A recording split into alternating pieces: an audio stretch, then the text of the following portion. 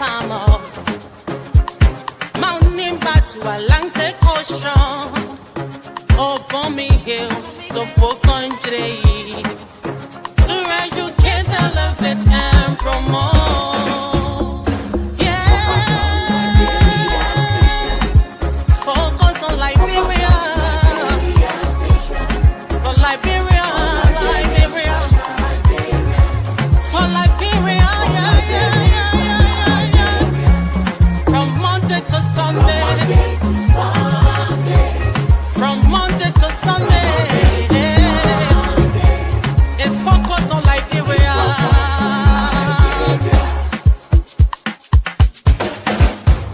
Talk about home affairs. Hey. In diaspora. Current affairs. Reliable information.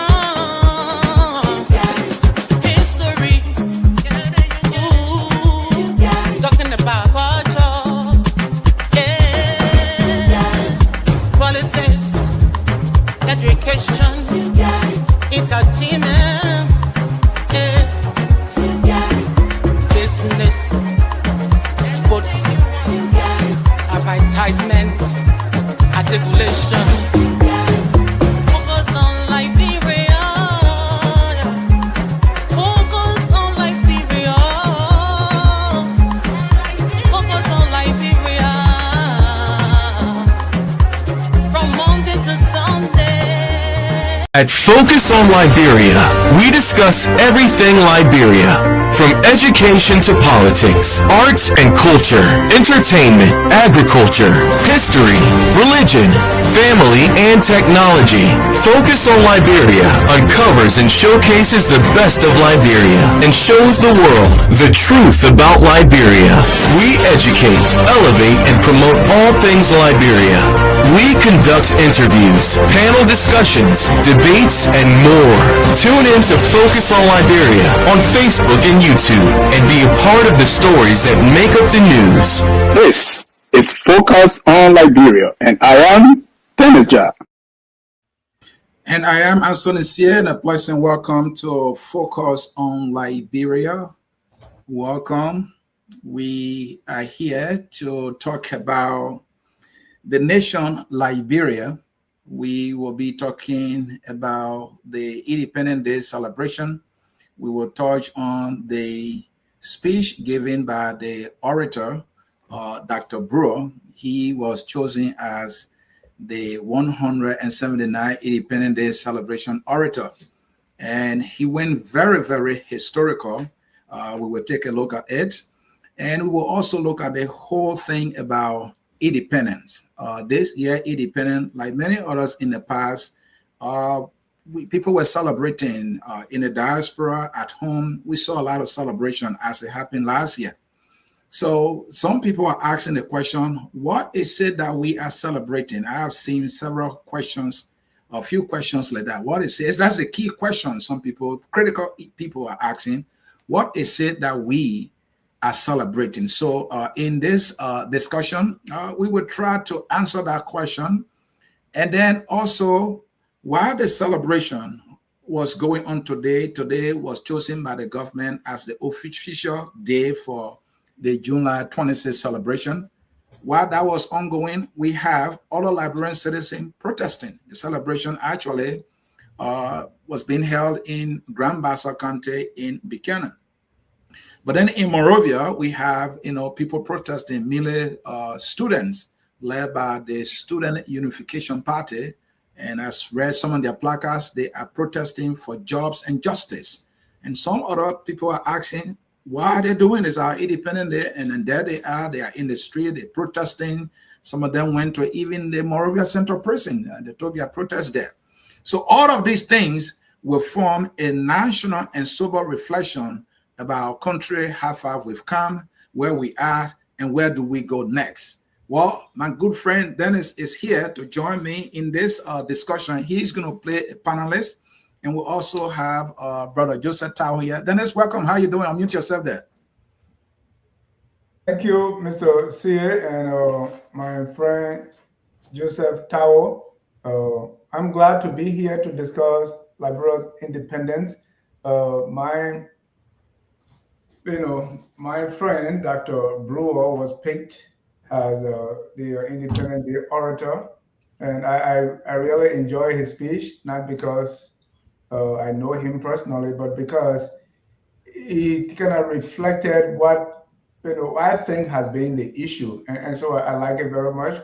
And you also talk about the different things that we're going to be talking about today. This whole idea of why should we celebrate independence, I have some answers. I would like to hear the answers. Joe, welcome. It's good to have you. You heard, all we're going to cover today. How you doing? I'm doing very good.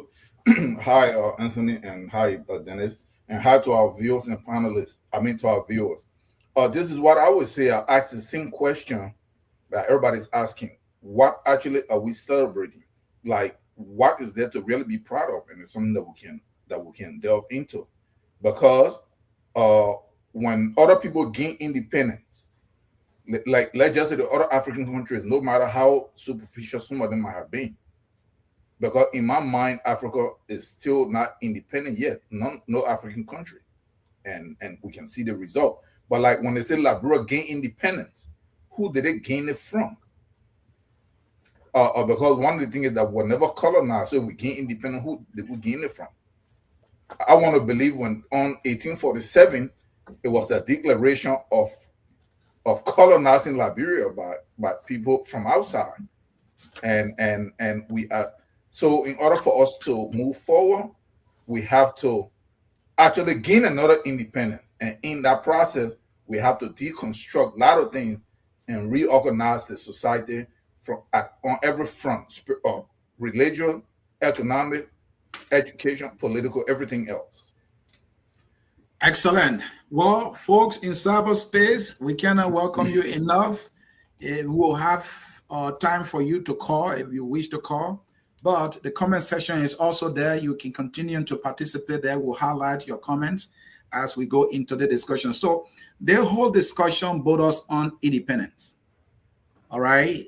The date that Liberia gained statehood. And that is why we're going to discuss. So, and we cannot have the discussion without understanding, what is actually independence. When we say independence, what does it mean? And my good friend Joe here has already started a debate. So, Joe, I put it to you here. For you, when you hear the word independence, okay, what is it that comes to your mind? What's your understanding of what independence is? Okay, independent in any way, it means you are under the control of somebody or some group whose ideals, values, or culture, tradition, everything was different. It's different from yours.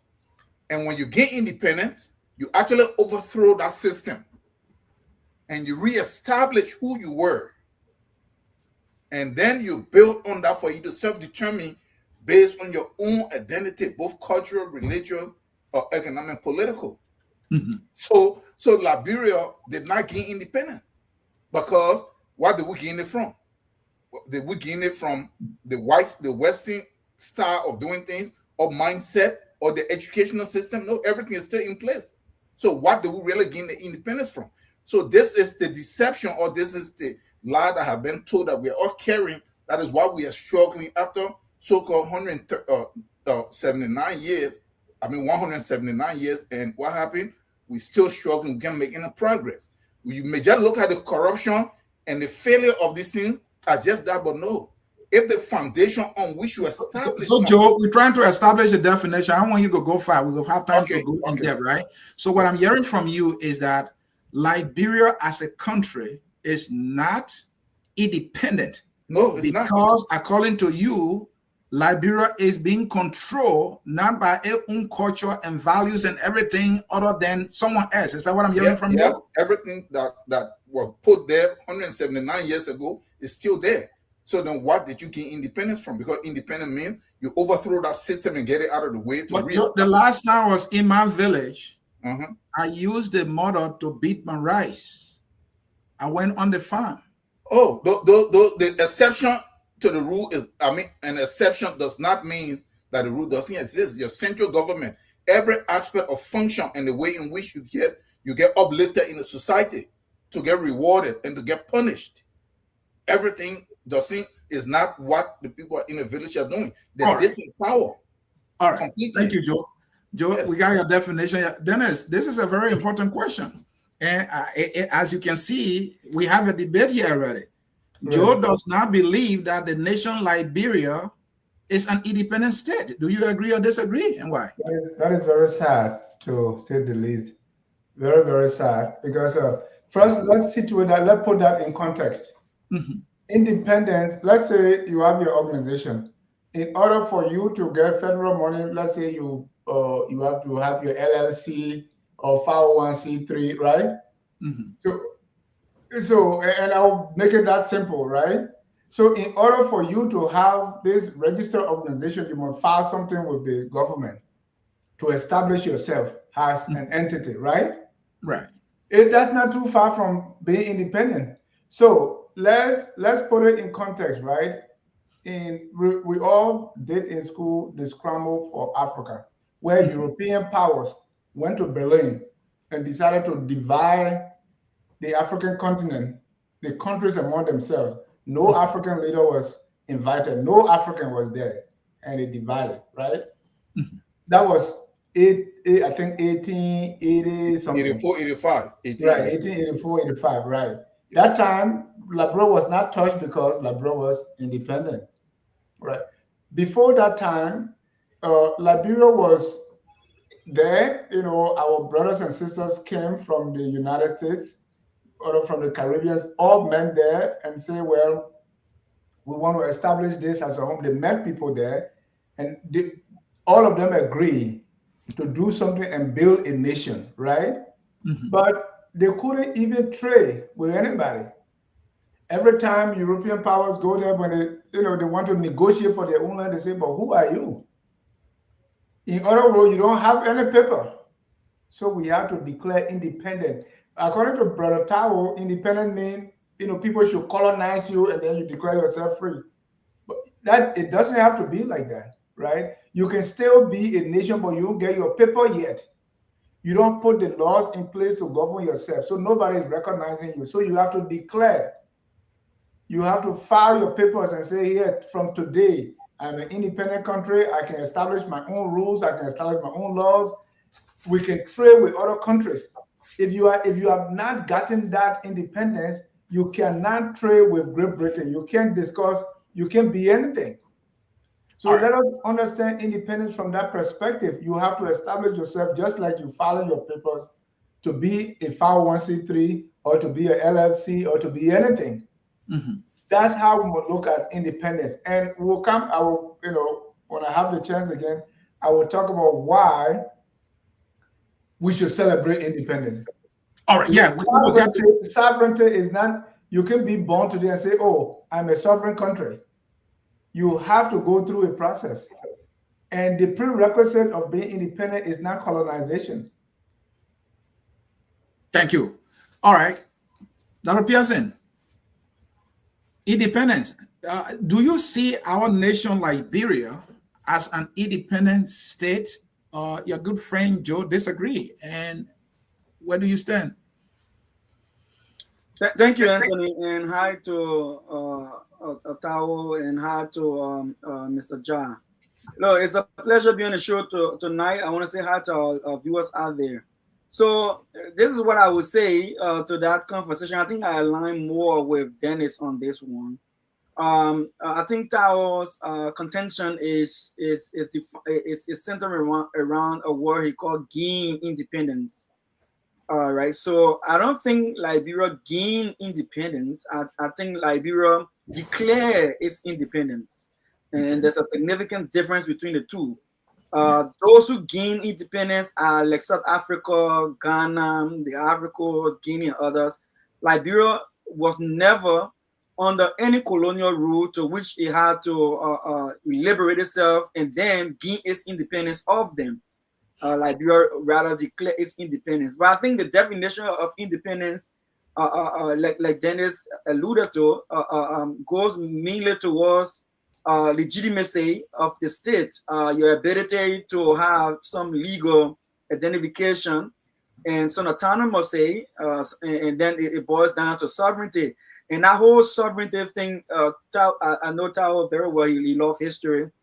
You can look up the 1648 Treaty of Westphalia, all right, where the whole state sovereignty conversation started to come about in global arrangements, where lands and people who were in certain lands and have some close identity decided that no, we have more in common than in our differences.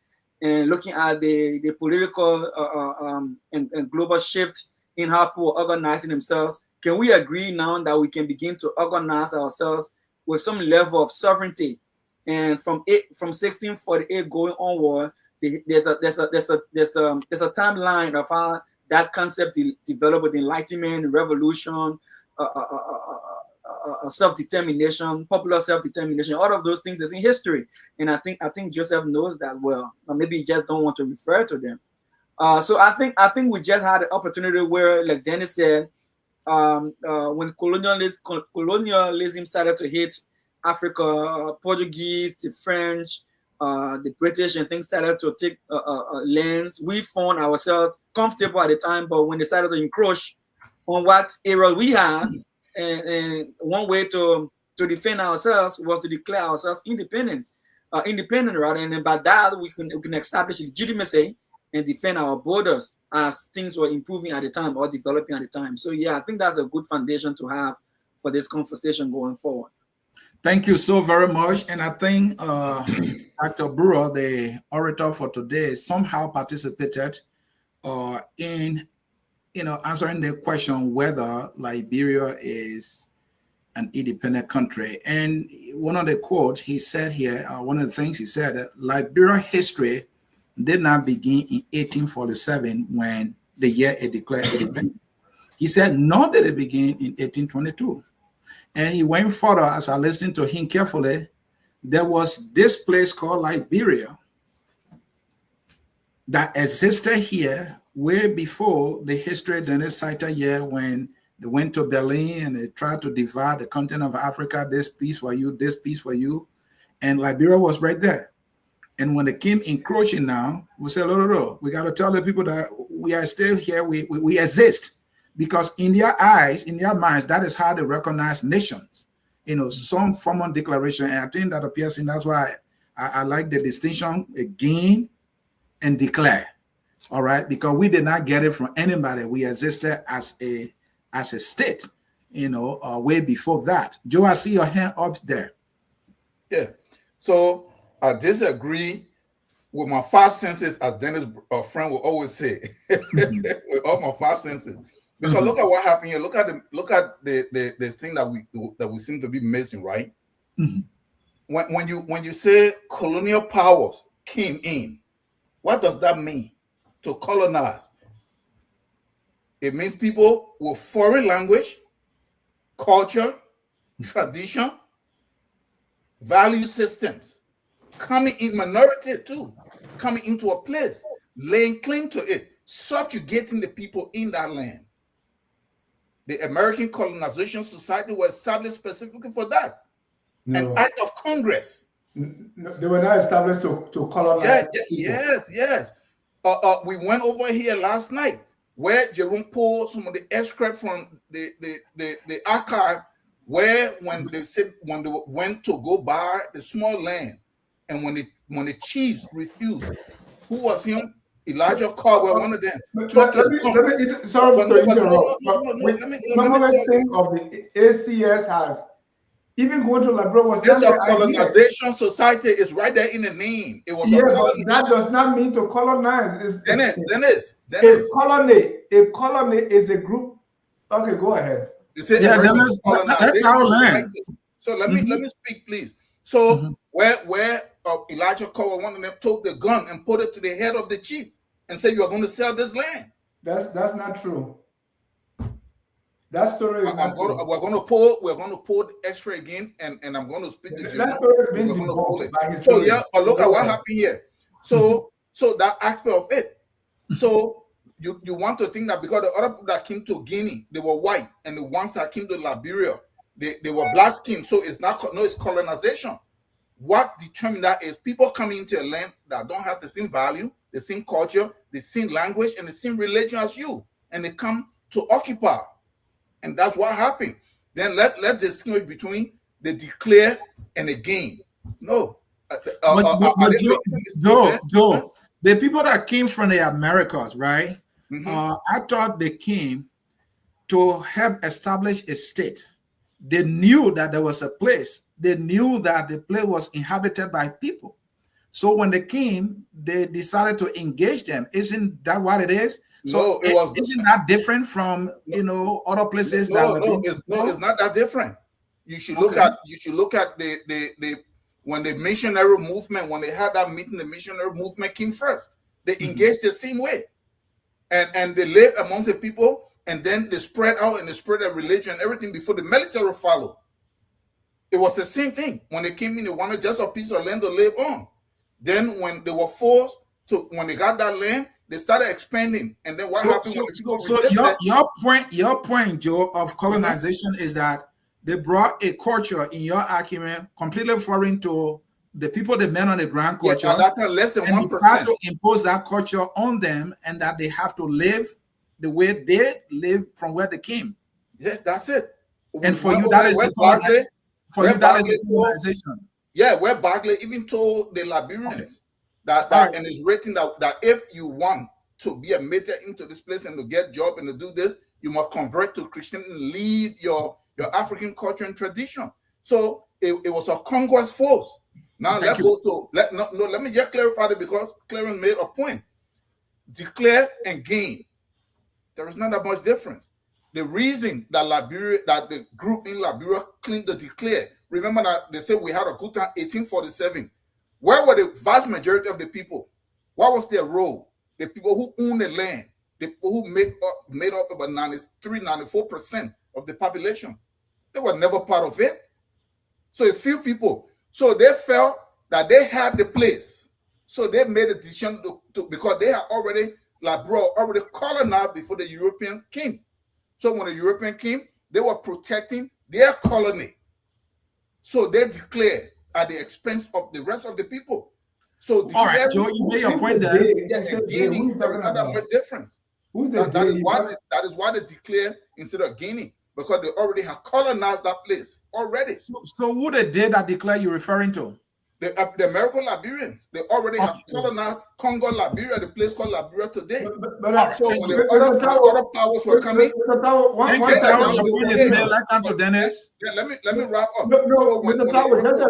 American Colonization Society and American Liberia. Tell me, they're the same? Yeah, that's the same. The Colonization Society was what brought them. They all one and the same. Oh no. Yeah, they're one and the same. Yeah, please make your point. I have to get to Dennis. You made your point already. Yeah, Thomas Buchanan, who was a Fred chair and all of this stuff that came in and to run the colony and to organize them. You, who there as a crewman, when the crew were resisted because the trade wanted to be taken over, what happened? When the so-called colonists went against them, the U.S. never came in and fought on their side to defeat the crews and the rebels. All right. Thank you. I think Dennis Tao has a strong argument. Let me hear you. No, it's not strong. He's confusing a whole lot of events and a whole lot of things. Give us the clarity.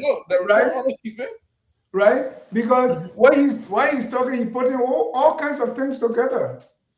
They are not the same. What role did the ACA have in the independence? What role? Because first of all, you were saying the American Liberians, or the people that came, and the ACA, that's the same. No, they're not the same. Even long before that time, Paul Coffey came. The idea that free blacks in America will go and find their own place, that was not ACA's ideas. That was the idea of the Africans living in the United States, right? And that's why the first batch went to Sierra Leone. So ACA was not finding a place to go and conquer people.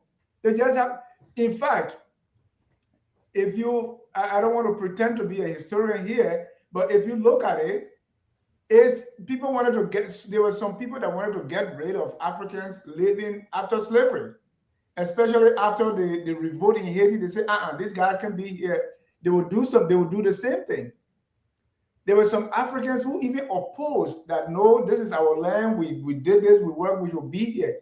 And some say we have to go and find a place where we can be free.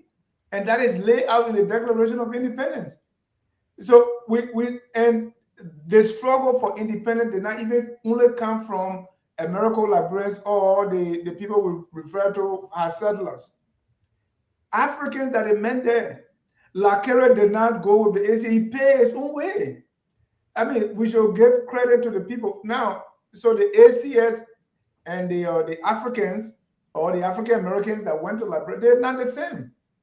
ACA was just an organization. I think that in money business, even they saw that what they even got in that.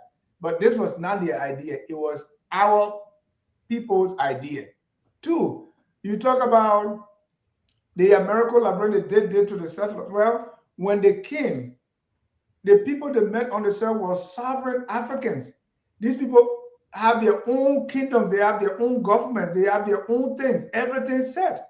So they were not looking for people to say, hey, come and free us. Come and, it was not like people came from America and they wanted to be part of, no. King Boporo and the people didn't want to be part of Liberia. The other people in the north. So the area that declared independence at that time was just the strip along the coast. And they were not independence or Liberia or this whole idea of this new republic was not a gift. They came and they established their own thing. And now they have to negotiate. Other Africans, like in the north, northwest, today Lofa, Nimba, Bong, those were big kingdoms that were being ruled by kings.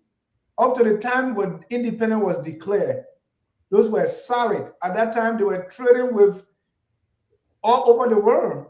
So they were not just sitting down like some village people. The whole idea of people coming and forcing land from us, that was debunked by Liberian historian Jason Carr. I interviewed him here. That story of putting gun to somebody's head, he said they try to mimic something else. Because the people there, remember now, the whole of Cape Maserado and that whole place, Maserado, Duco area, these were the people there, they have seen Europeans long before. Remember 1462 when Petro descended? So all those years, thousands and thousands of years passed before the African Americans came. Those people were well established. They were some of them were educated up to master degree level. They were not just foolish people. And then they were also poorer men. The poorer society, these were people that could fight. Nobody could scare them with just a pistol and say, hey, give me your land. That's a fake story. Then you brought in about the cruel wars and all those things that all in the, I mean, that was long, maybe almost 100 years after independence. So you were putting all these things together.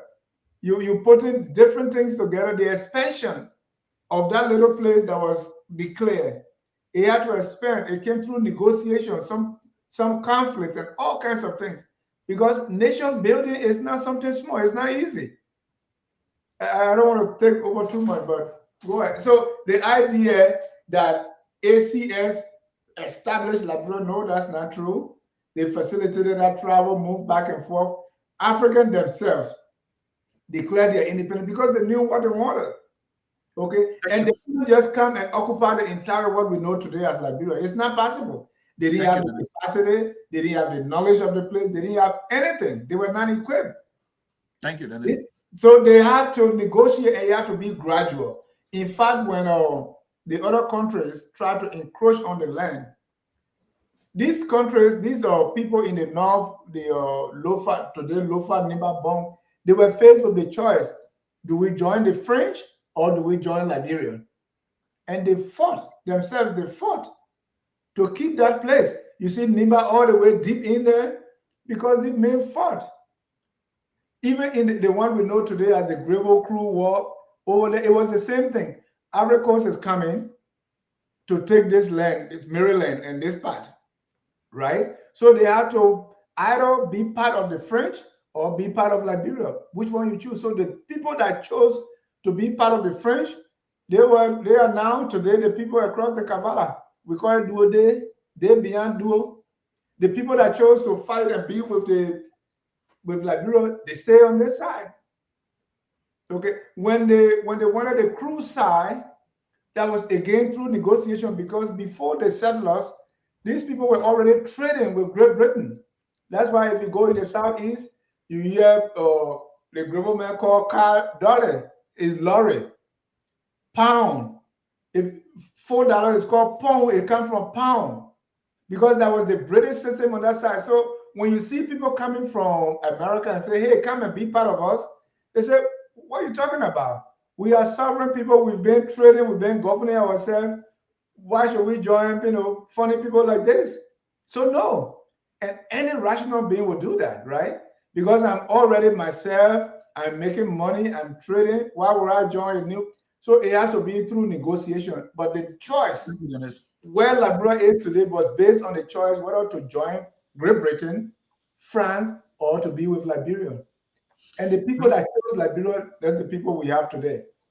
Thank you, Dennis. Dr. Pearson, you also had your own disagreement with Brother Tao. His, expose that, we are not free yet, and that those that came, the blacks that came, who are coming home and to join their fellow brothers and sisters that the men on the ground to establish a republic, he said, well, they were imposing the Western culture that they came with, and for him, that is colonization in certain instances. I don't know if you have a disagreement or not. I think, quite frankly, I wouldn't refer to it as disagreement. I would take the same line that Dennis just took to say maybe it's just the mixing of the cultural timeline or the historical timeline, and when that happens, then it begins to throw the conversation off. All right, and then you reach the conclusions that you reach as a result of that. So that's the reason why when we started off with the definition of independence, I had to clarify gaining independence as opposed to declaring the independence. And I had to take us back to 1648 when the world first started to discuss the Treaty of Westphalia, where we talk about state sovereignty. And then it developed over time. Then we start talking about nation state. Then American Revolution brought about the emphasis on self-determination. And we can look at that at another day. But without repeating all of the things, the good things that Dennis have said, I just want to throw light on the whole ACS stuff. There's a difference between the concept of colonization within the concept of the ACS, the American Colonization Society, and that of the concept of colonization within the European system. And I think because of the education FOL brings to our viewers, it is important that I lay that out clearly without repeating Dennis. So what we need to understand is that, like in 1816, when the ACS had the concept of American Colonization Society, their mindset of colonization was mainly separation. They were a group of people who believed that the early stage of the emancipation of the black guys in the free black slaves in America did not have a very good relationship in coexisting with the segregated white, right? So there's this mindset that, listen, we are well capable, we are able to go and find a place for of ourselves and govern ourselves and be successful at it, right? We will not deprive of the technical skills and know-how to run a country. We just need a space we can call it our own.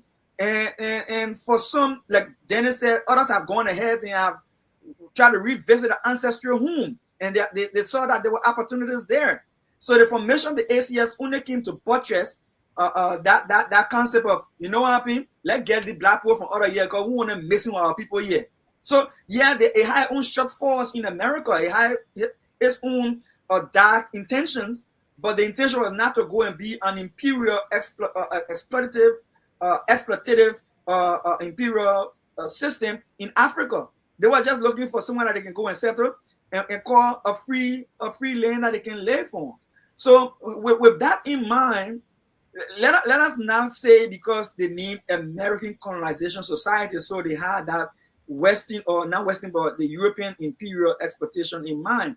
Now, with that said, then it goes by to what Dennis mentioned.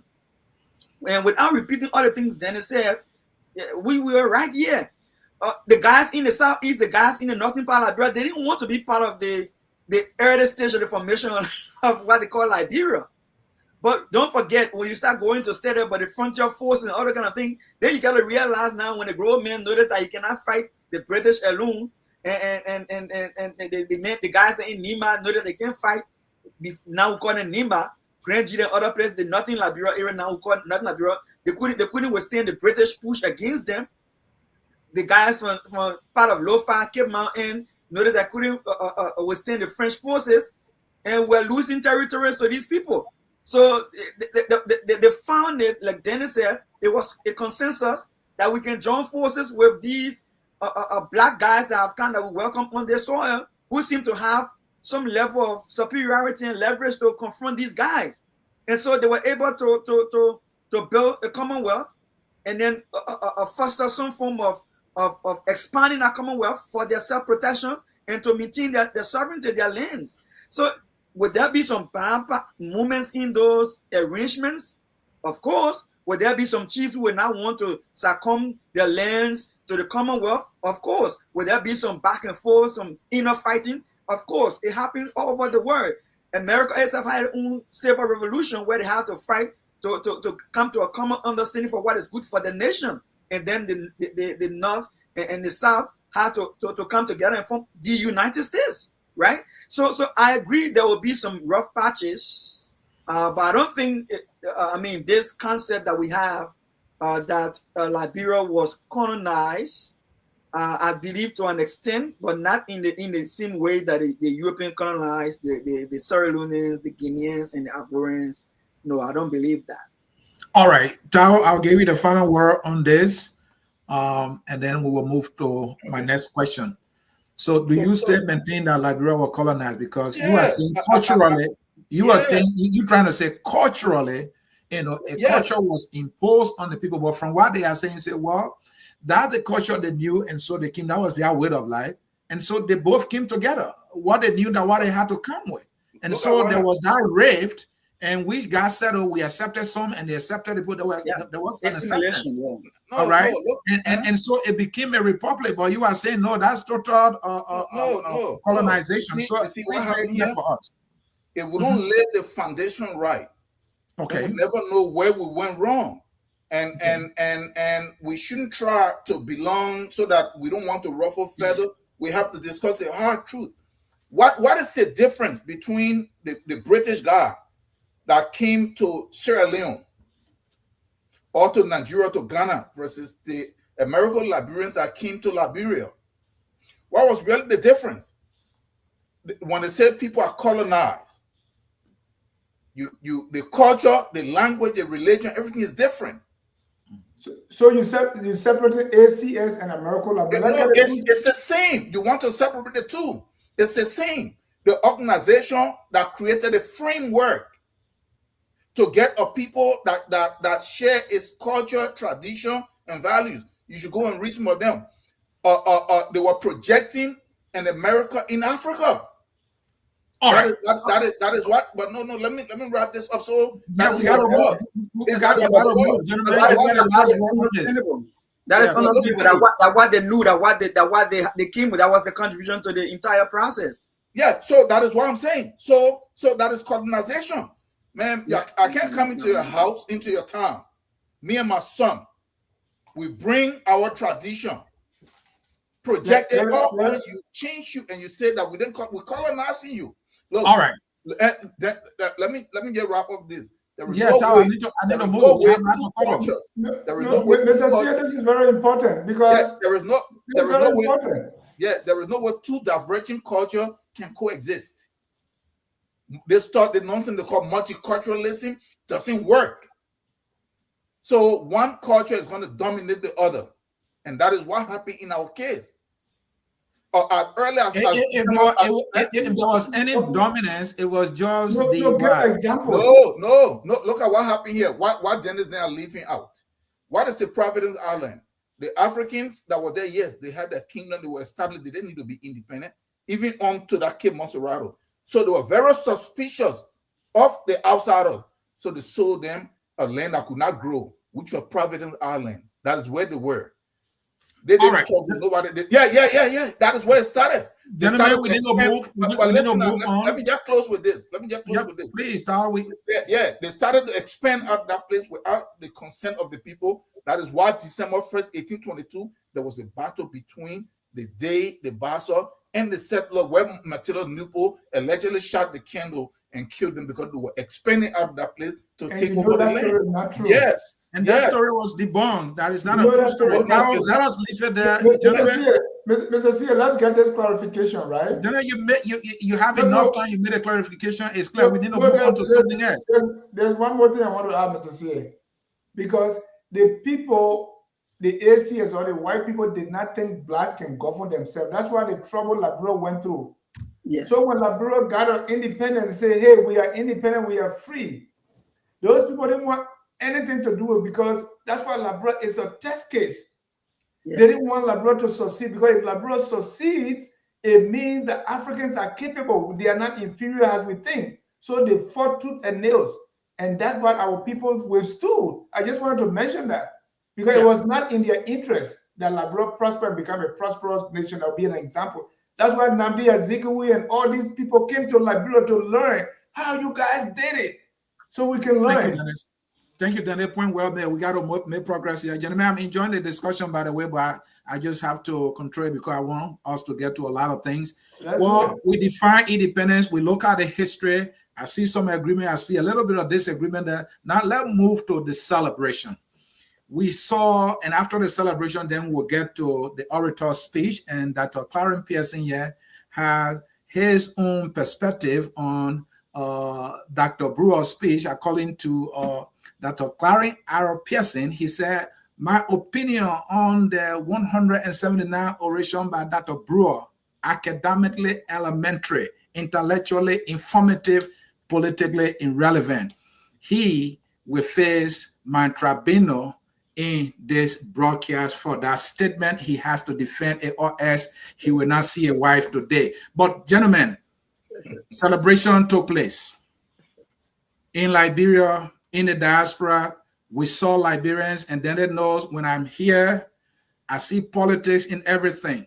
And this is, first of all, let me pause the politics. The celebration that you saw, is it different from previous ones? Anything out of the ordinary? Do you have a sense that Liberians are beginning to say, you know what?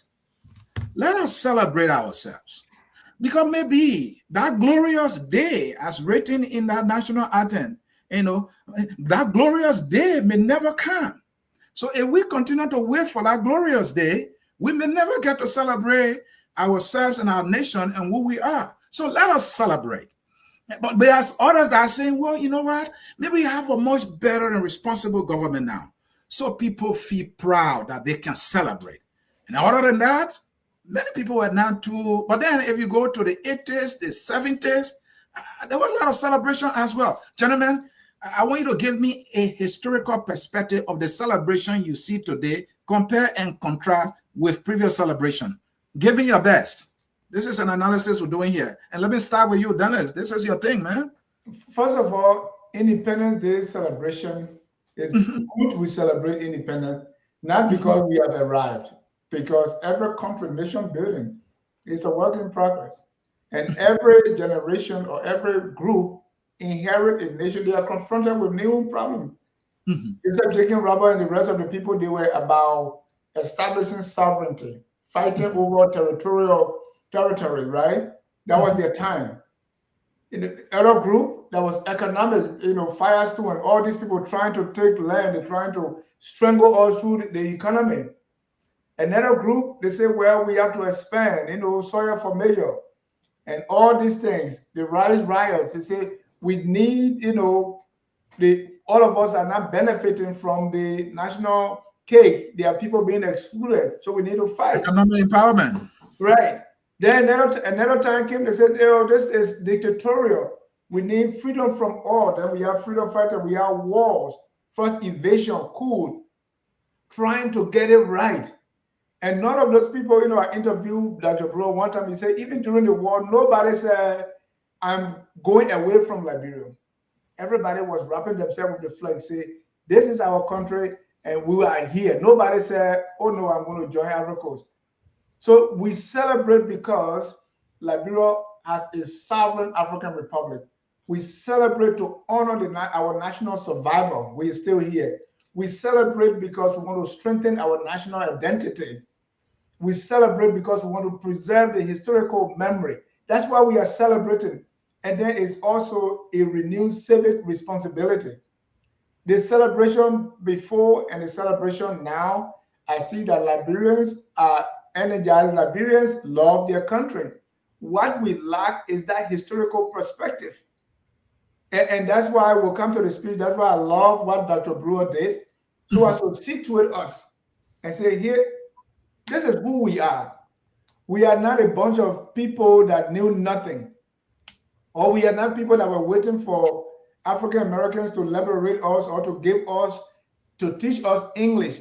The names we have, Long Peter, King Peter, those names existed long before the African Americans came. There are three abolitionists, or Noah, or Davis. All these were Africans like you, or Liberians, or Africans like you and me. So all through, all these people fought and did their best to have what we are. So Liberians have been claiming their sovereignty and celebrating all along. What I see with this celebration, I see opportunity because I see numbers. When I see the celebration throughout the United States, for instance, in the diaspora, numbers. I talked to a financial expert today. I said, how can we turn the numbers here into money? Because if people can come together in this kind of number, long before we came to America, there was the IE and Barrow game taking place in Trenton. Liberians have always been energized to celebrate their country, their culture, their history. The problem has been we have not been able to harness that and say, well, there's opportunity in this. What can we do? If 10,000 persons can come together in a building or in a space, we are able to generate 1 million from there and do something with it. I think that's the place we have now reached. How can we turn the enthusiasm? How can we turn the celebration? How can we turn the numbers into something meaningful, into something that can benefit us, into something that can generate economic power and strength? Because Ulimonga. Yeah, so then I like the way you put it, right? And as you were speaking, what also came out of me is, how do we use this to unite, to minimize the device, and to develop self-love for ourselves and our brothers and sisters. I was at the celebration yesterday in Brooklyn Park, North Hennepin County College. It was epic. I saw people. I did not see a single Liberian without the national colors. I saw nearly every responsible Liberian there with the national colors. I saw our sister prepare the best of the best Liberian dishes. Kala, roasted meat, fish, you name it. And I saw our clothes too. And we were eating, we were dancing, people were shaking hands, and people were making money. You talk about the money. People were making money. And we identify, and I saw other nationals. There was traffic around the place. They were in their car. They're like, what's going on here? What's going on here? We put out a statement. We are proud people. We know who we are. And we don't get a damn about what you think. We are doing this thing here. This is who we are. We occupy that central aspect of Brooklyn Park. Yesterday, we did that. We sent out a message. One of our sisters who works in the healthcare center told me most of my workmates, they call out. It's killed at some workplaces. And I think I like that. And we did not make the statement that it is about our country. This is our day.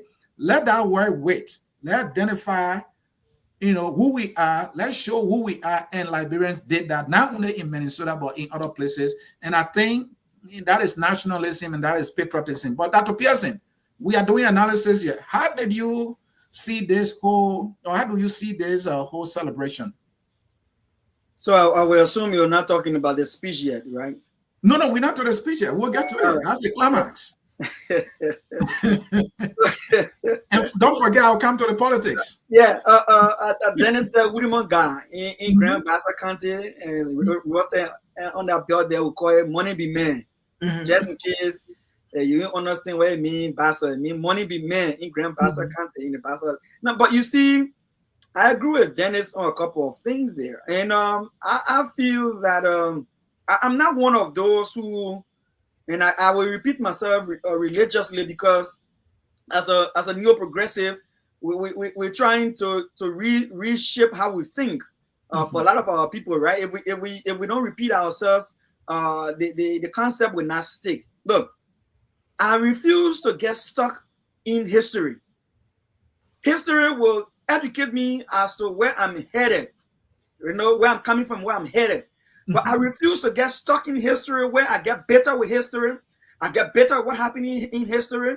And then I feel I'm still trying to remove myself from that history when I'm in the now, that I should be making the now better for the tomorrow that is about to come. Because if I don't start looking at what is around me now and project it to the future and keep looking back, I'm not going to move forward. So here's what I would say. Look, there are a lot of things that happen in our history. Like Dennis said, it is a progressive a movement of the Liberian people. It's a process of change and development. I think the orator mentioned that today. And the every spot within there are some shines, there are some darkness there. We look back, we learn from it, and then we move on. We build on what we have now. So I would say this. If you ask me, if what I see happening today in the celebration of July 26th is the same as I saw in the 70s and in the 80s, I would say not the same. I would say the 70s and 80s was sweeter than they won. Let me tell you for Anthony. When 26th day came back in the day in Liberia, right? It was a whole lockdown. You think you're seeing crowd now? I believe the crowd, the people now are more divided in July 26th than ever before in our country. Back in my days when I was picking, when my old man used to carry us to go shopping for our 26th day, we're not talking about any president, we're not talking about any representative, we're not talking about any party. The only thing we're talking about is my Christmas clothes and how to dress and move from one home to one home, one door to one door, eat, you get my 26th, and I move on. Today, you used to get your Scooby those days? Yes, yeah. Even if that Puma said no problem, even that Puma with a grape on it, no problem. We play the tennis ball on the Barman booze. Yeah, Barman booze. So the point here, what I'm making here is that if today you saw the celebration of our Independence Day, one group is in Bassa, one group is in Monrovia, and everybody declaring that that group is the one that's celebrating where and here and there. There is not a sense of a unified nation. And I think that's why we're missing it. Now, when it comes to the economic side of it, I don't want to repeat Dennis. There are opportunities there, right? When it comes to can we do it better in the future? Yes, we can do it better in the future. How can we do it better in the future? We need to depoliticize Independence Day celebration. There should be no unity party because you are ruling government. So the unity party celebration now is pivoted towards only unity parties in the hall. And top brands of government in the hall. There's not an equal leverage and playing field of all Liberians, whether it is ANC, CMC, or LDP, LDBD, or kind of LPP. Everybody must be unified. And I did not see that today. And what I'm seeing across Facebook from our leaders is the demonstration who cry is the best cry on July 26th past to other government that was in power. And I think it's wrong. So yeah, I enjoy my own on July 26th back in the day. I don't enjoy it now because it's very divided. I like your analysis and the political aspect you ended with that. Well, maybe, this is a much better government than why you see more crowd, than you saw before. And I mean, as I watched the whole thing, One I second. was Honorable, get me 30 seconds. You think you okay. see more crowd now? I don't think so. The Okay. difference between this crowd and our crowd back in the day, our crowd did not gather in one space to make a political show. Our crowd, we were all in the community. You remember Dennis? We were all in the neighborhood. Everybody was outside. All the small children were outside.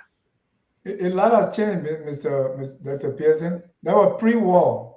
Yeah, I mean, you were A saying we lot of shouldn't get factors stuck. are responsible, but I don't want us to go. You were saying we shouldn't get stuck in history. Let's make progress. So we're we making can progress. bring history backwards.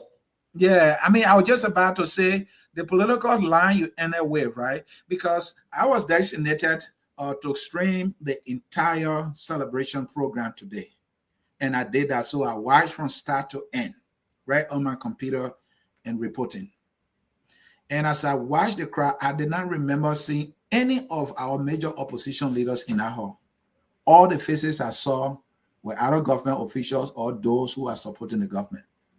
And I will not hesitate to say that was terrible for our country. It means that our leaders are not showing us how to reconcile and unite, even on our collective Independence Day. So the question I ask, is it that they were not invited? When I said they, the opposition leaders, were they not invited? Or were they invited and they chose not to come? I think I'm going to investigate that to find out. If at all they were not invited at all, then this is a terrible mistake on the part of the Unity Party government. And if it were any other government, I would say the same thing. And I believe it was similar during the weird time. These leaders need to do better. Brother Tao, we're talking celebration. Before, now, your analysis. Okay. So this is what I would say. Celebration with what in mind? Because people just follow the crowd. Generally, that is how human being is. If something just said, everybody just get there. Man, we are in the US here. We work, we celebrate baby shower and apartment warming party. It's a big whole thing. So come to Philadelphia and all those places back then. So I'm not going to base it so much that somehow it leads to some kind of unity in some sense. People are just trying to get out there, and they have to do that because after a long week and you have to go somewhere in distress. So this is not the first time we celebrated. Like Dr. Pearson said earlier, there have been bigger crowds.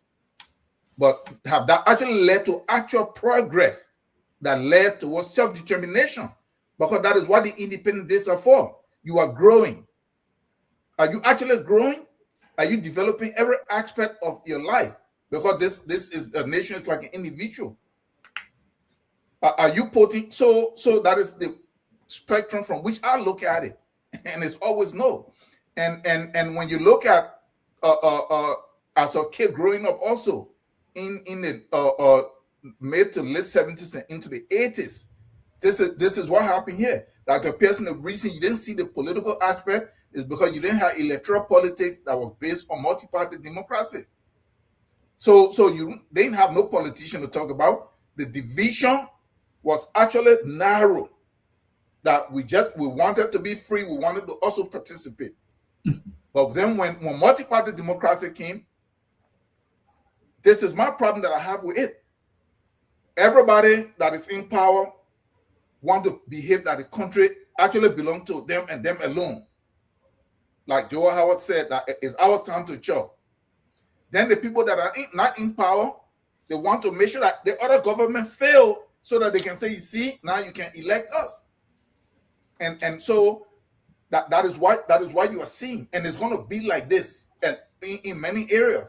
Is it possible that they invited those guys? And I want to believe, I don't know, but I want to believe that even if they invited them, most of them will actually stay away because they're not going to go to something that will make UP look good if something good come out of it, so that they can have a point to campaign on or speak again. And this is the kind of childish stuff that we are caught up into. So for me, when I'm looking at the Independence Day, I'm glad that you brought that up. Those are the areas from which I'm looking at it.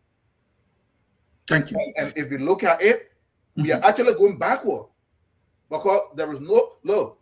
It's just like the drug issue. Look, we have to be able to put party politics aside for national issues on a lot of levels. We should have the space and the time for us to be able to do the party politics, and we should have the space and time for us to come together for national issues. But all right, that is missed. Yeah. Thank you, Brother Tao. Brother Tao, one more thing, and then we'll get to the speech, right? And then it's, I've been around you, so I know how to do my little best, right? Organization, execution. Because when you planning a national event, you are trying to show yourself to the world. You're trying to show yourself to your children, to your youth, to your future leaders. And what you put out there matters a lot. I watched the program, but I'm the one doing the interview and you are doing the analysis. Maybe I chip in here and there. But did you see a well-structured and executed program that really project that, yes, this is something worthy of, this nation, Liberia, the program was befitting. This was organized by responsible leaders. And how will you grade that the entire program as you watch? Let me start with you, Dr. Pearson. You watched the program. So now that this is where I was waiting for. But before I just get it, look, Tao. Yes. In the 70s, in the 80s, FAL and Moja were active political pressure in Liberia. Active political pressure in Liberia in the 70s, in the 80s, right? So if there were anything to start showing division between the native people and the Congo people, that would have been the period to start it. But we didn't see that. As small as I was, the politics was different from the national days. To be very frank, I will say that for a fact. Now let me go into Anthony. What I saw today, and now this is where I 100% align with Joe on this one. 100% align with Joe. When I think about our national independence celebration in this day and age, I'm not looking to hear speeches like I heard today. I'm not looking to see some people sitting there and hearing choir sing, all the kind of stuff. I'm looking to see unveiling a major leap into the technological advancement of our country, into the national development strategy. That should be the time we should showcase the leap that we've made in the development of our nation for at least 100 going to 200 years now. 100 are not going to 200 years now. I vehemently, we say on the palabra hot, I vehemently detest. Yeah, detest. People sitting down for 2 hours to talk rubbish, sit down, eat, and have fanfare, and leave from there without no critical display of something genuine that we have achieved as a country to show forth. No. I believe with Tao, then we should cancel the celebration. We should cancel the celebration. And I'm not saying we shouldn't celebrate as citizens. We can, like the young people did on Complex this today. The young people went on Complex. They showcased their talents. They demonstrated their skills, their talent. They promoted young Liberians who got talents. That's what I want to see. They showcased their strength, right? The Cameroon government official and 1 feet to go play a soccer game, hosting empty. Minister and with a big goddamn running the football field. Nobody there to even see them play. The hosting and empty. They say they celebrate Independence Day. Who going to celebrate Independence Day in the club? People's daughters? People's sons? No. What I want to see going forward, Anthony, if that is possible, set major benchmark for achievement in our national budget. And I said, this is why we want to see Liberia move in this national budget. On this Independence Day, let the country tell us how far we've moved the needle in moving Liberia to the 21st century. And let us celebrate that. Let us celebrate that. I'll stop there for now. That Pearson, I'm glad that you were waiting for the question, and I'm sure you knew I was going to bring it, because this is the fundamental aspect of it. And as I watched, I saw a little girl, I believe should be either 8, 9, maybe 10, who read. She reads better than me. And I was proud as a father when I saw that. So I said, so the children are not a problem, man. And I'm curious, what school is she in? I want to know the entire circumstances around that child, the parents.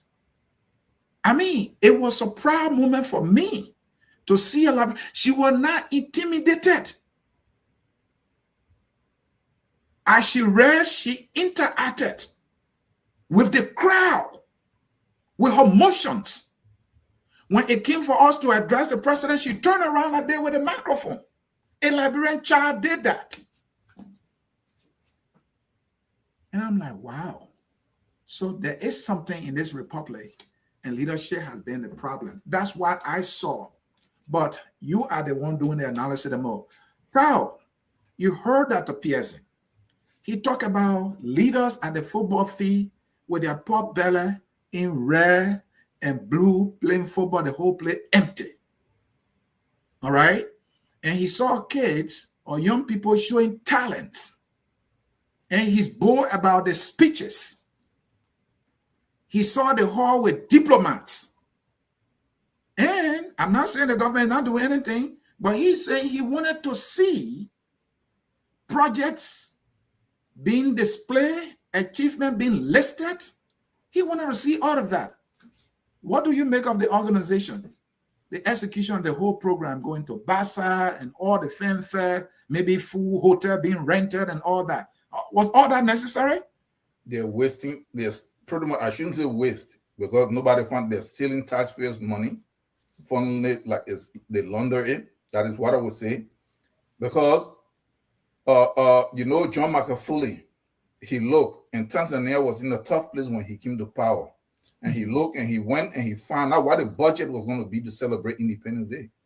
He canceled it.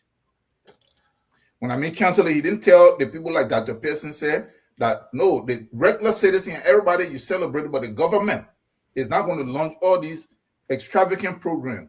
He channeled that money into development projects and into all areas in the economy to be able to, because the government was not willing to go out there to go borrow money. But we are going to go ahead. They're going to go ahead and steal all that money, then they go and then ask for money.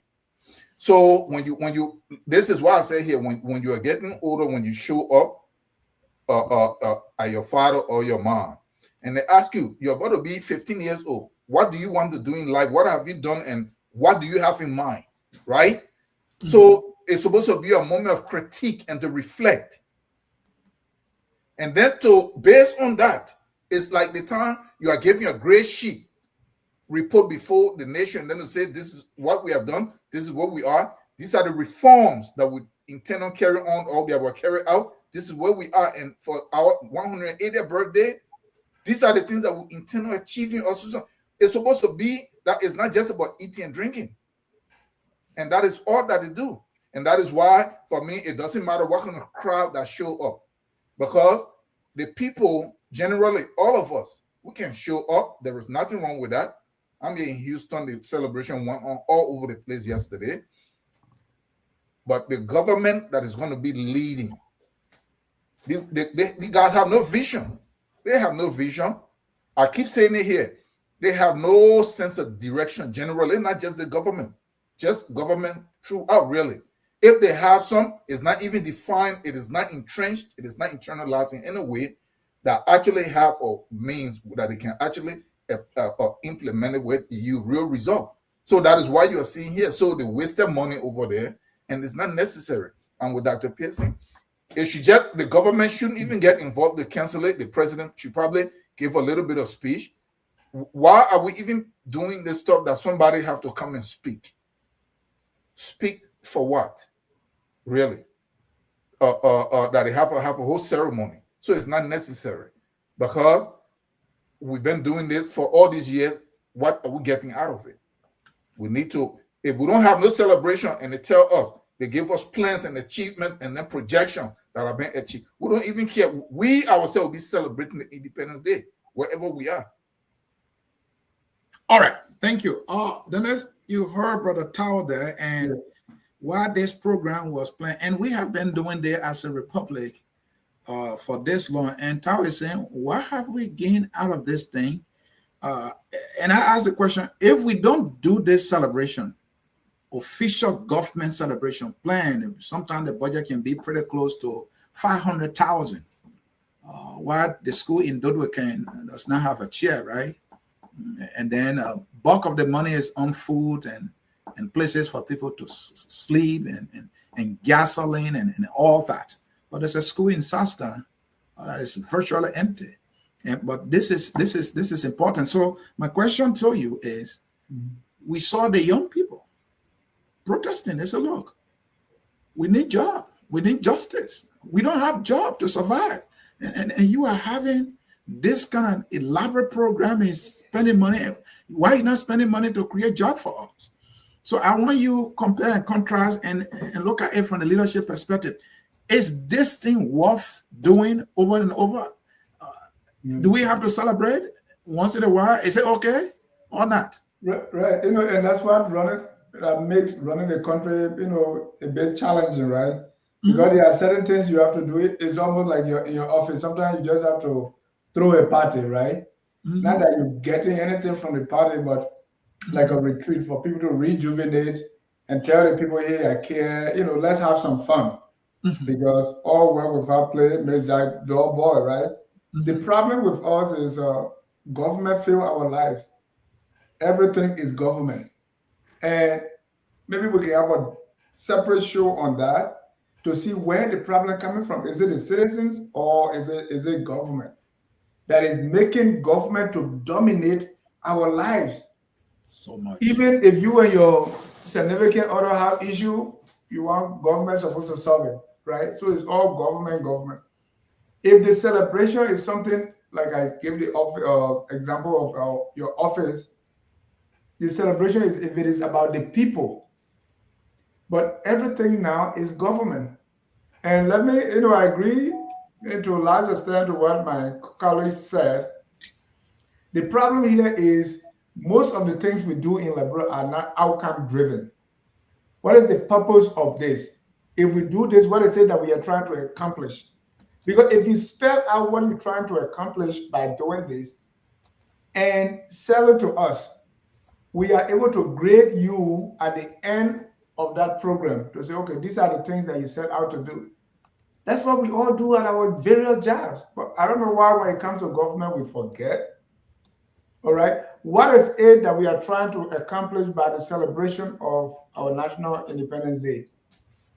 If it is for fanfare, or to showcase, who can wear the best or national colors, then but we don't even know, right? Because our leaders are not communicating with us what's the purpose, and we just join it. Even here in America, all throughout the diaspora, right? We go to these events. It took, before I came to America, and even when I came, I saw at least 2 or 3 Independence Day celebration at Trenton, where everybody is going to Trenton and they play the Aye and Barrow. It took people years to realize that, wait a minute, what is it that we're doing? What are we getting from this? And they realized that just few people were eating the money. Because when we go to these things, like what took place in Minnesota, maybe it was the largest, right? Will anybody ever give the report of not just money, but what went on and how this thing, we're never going to hear that, right? So why is it that we are going to Minnesota and these different places to celebrate? What is it that we are trying to accomplish? If we know what we're trying to accomplish, then we say, okay, it's almost like I told one pastor and Dr. Pearson, most people set up churches without even finding out what you're trying to accomplish. Because if your goal of setting up a church is to bring people to Christ, then you say, okay, Without setting up a church, are there other ways I can bring people to Christ? If you list 3 ways and you say, okay, let me find the most cost-effective way. What is it that we're trying to accomplish by the celebration of July 26th? The one that took place in Buchanan, it lasted from, I think, for 1 week, right? So I pray thee tell me, what is it that you are trying to accomplish within 1 week being in Buchanan? Does anybody know? I doubt it. 2, everything is government centered. If you want to have a national celebration, why is it that it's the government that's supposed to lead it and do everything and be the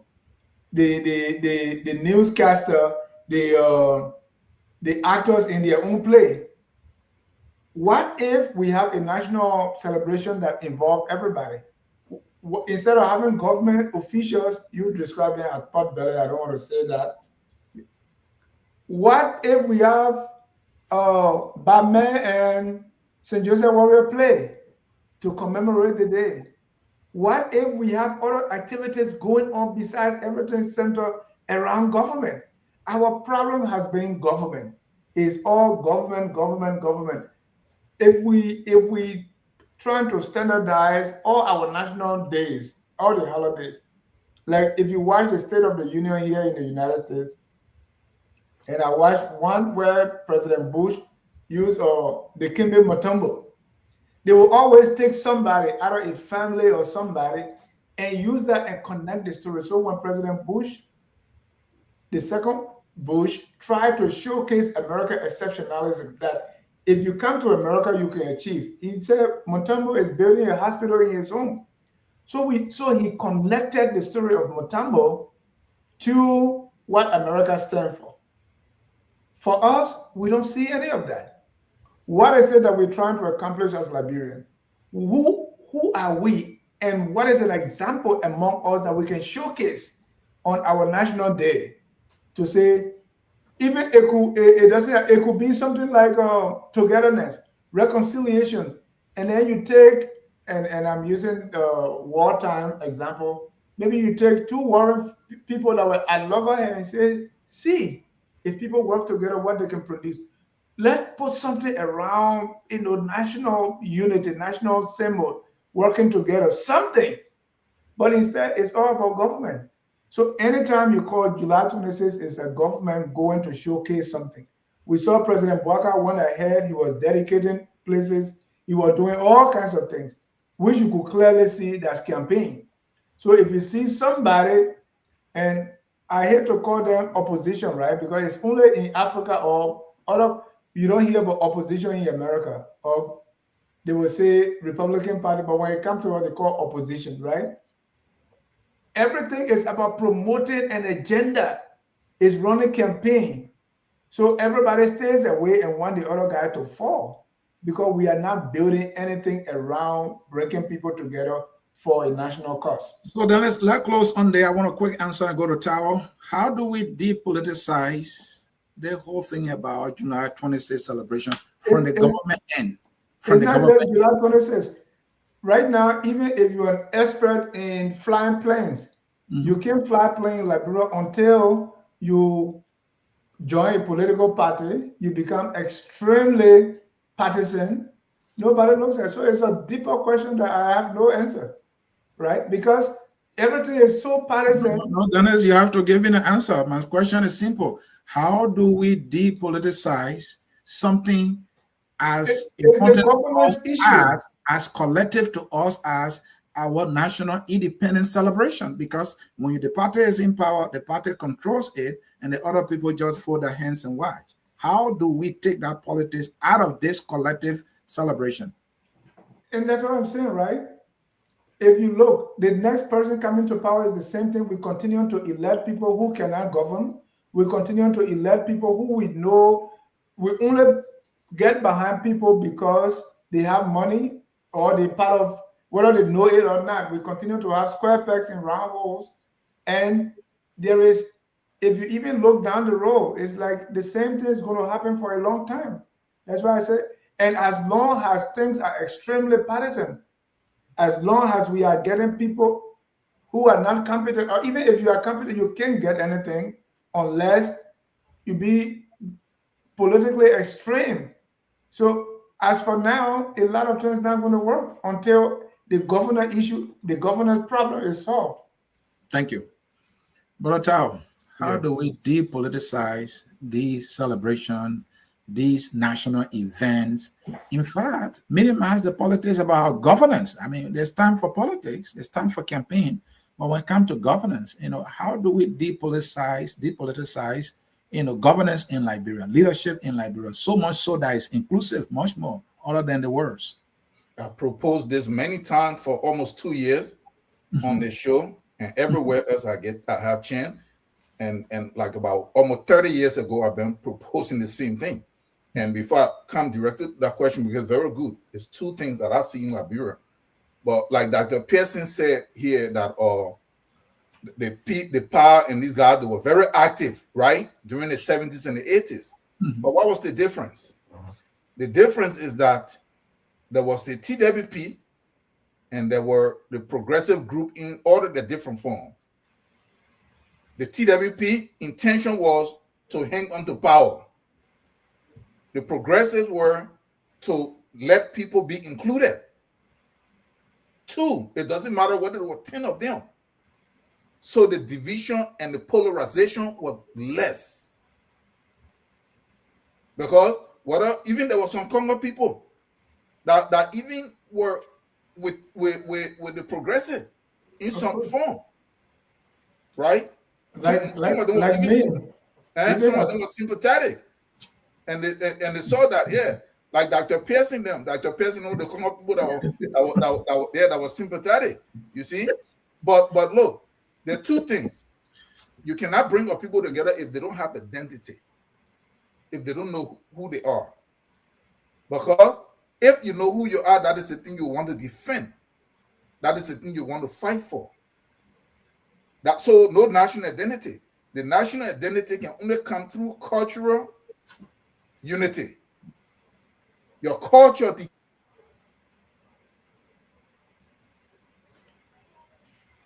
The next one is we have to find a way to diminish or reduce the influence of party of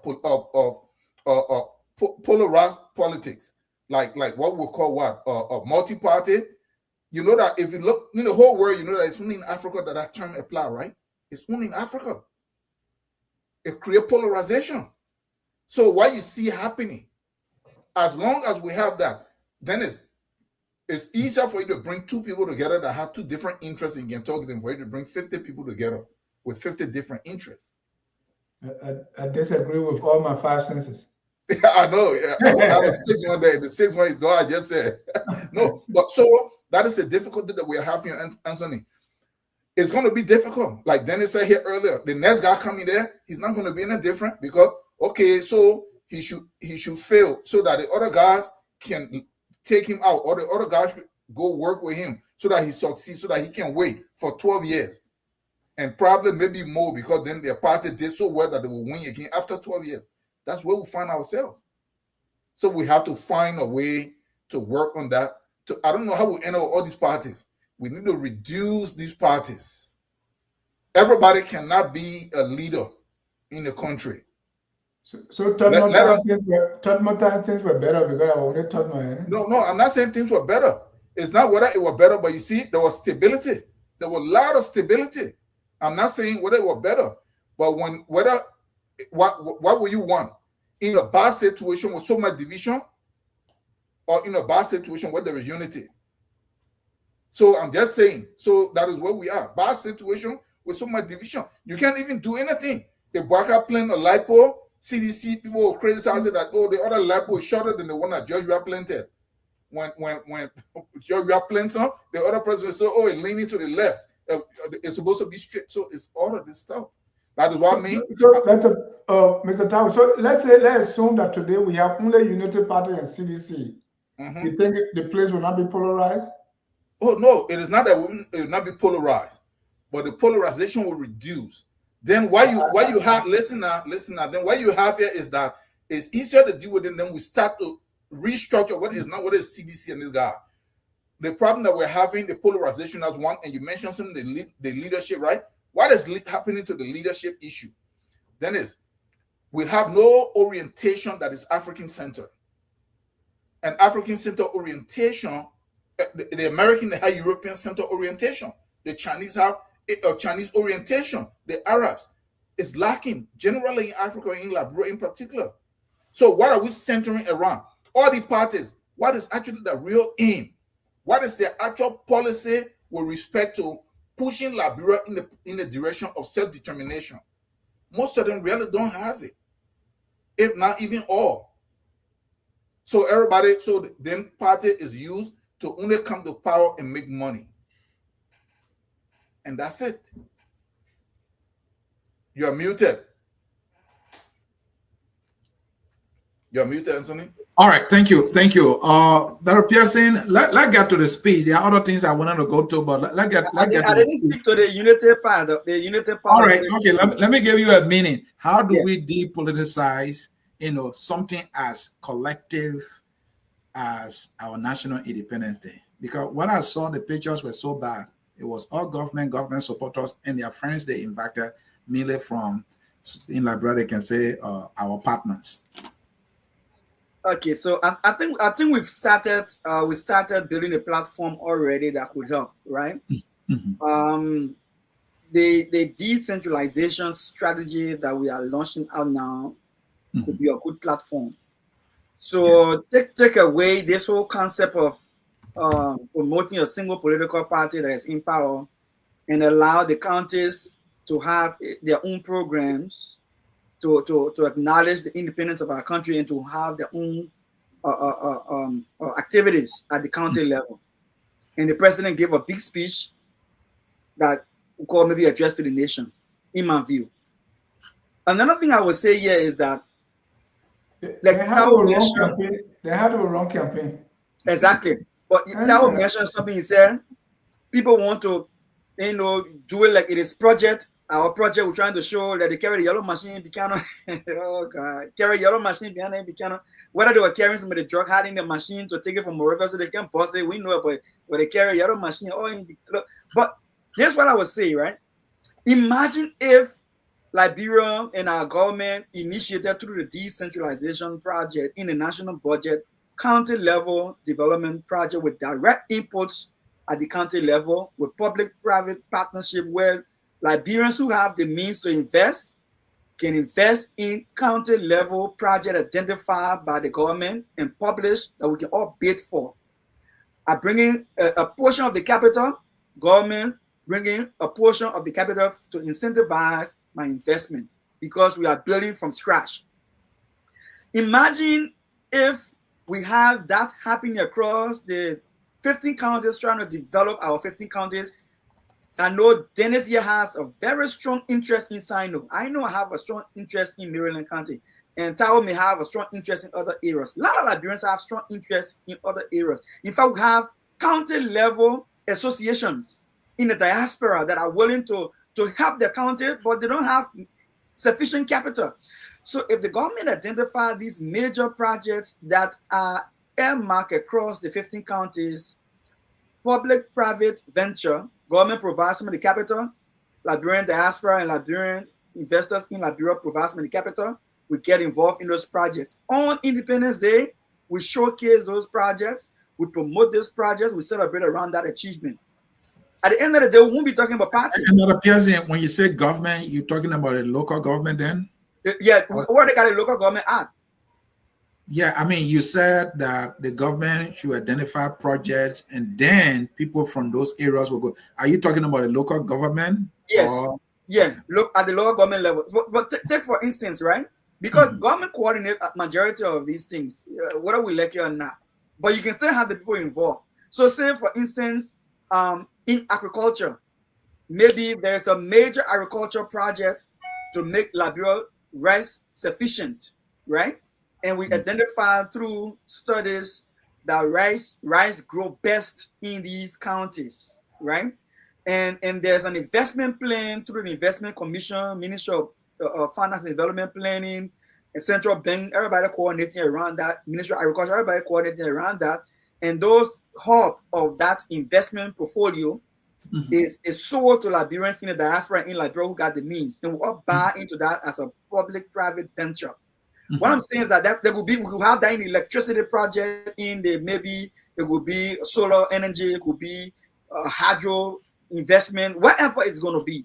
It could be road, not the major construction of roads, but other feeder roads that is easy to do in smaller venture. But if those projects are identified, so we all bought into them, and we are celebrating around this progress, Independence Day, to showcase what the different counties are achieving. Look, it becomes a better competition as compared to political competition. But Dennis just cut to the chase. He said, then how would they run the campaign? But are we particular about campaign now, or are we particular about the moving of our country forward? Because to cut to the chase, I would say, yeah, my brother, since we killed the Congo people, the native men ain't doing it correct. No. In fact, the few native men who went to Moravia and got rid of the Congo people, the few native men, all of them become millionaires, now they're golfing and growing big. Now they forget about it. That's too simplistic. Yeah, but I just trying to be fair, yeah. Fair, yeah. You can tell me say that Yomni Kanga home in Grand Ambassador President Boga went to that multi-million-dollar design home is equivalent to all of the thatch homes you see across Buchanan, across number 1, number 2, number 3. You can compare those. No. The way Mageddon faced the road from RI Highway straight to the houses, go into where they found the drug, the few times. They pave it with concrete. You can pass on that one.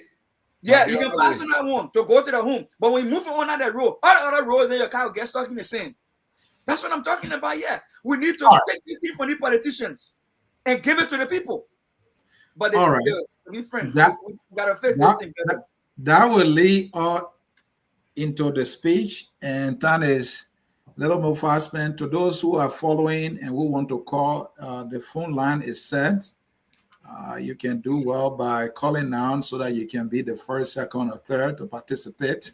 The number has been posted, both Facebook and YouTube live feed that, and you will be able to see it. I'll continue to post it so that you can see it very easily.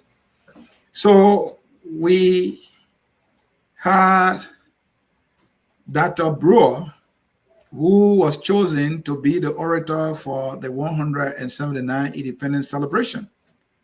And he went completely historical. And he tried to tell us, who we are as a people, looking into the pages of history.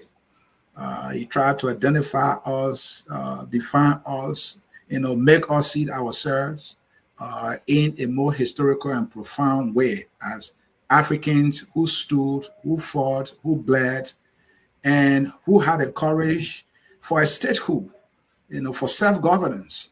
And he said, this is the assets that we must claim. And there's, I think his argument was, this is fundamental. And only if we see this, then maybe every other thing will follow, because maybe we have not seen ourselves yet. Maybe we don't know our self-worth. Maybe we feel that we are not competent, we are not capable. So he went to the pages of history and said, look, this is a competent country.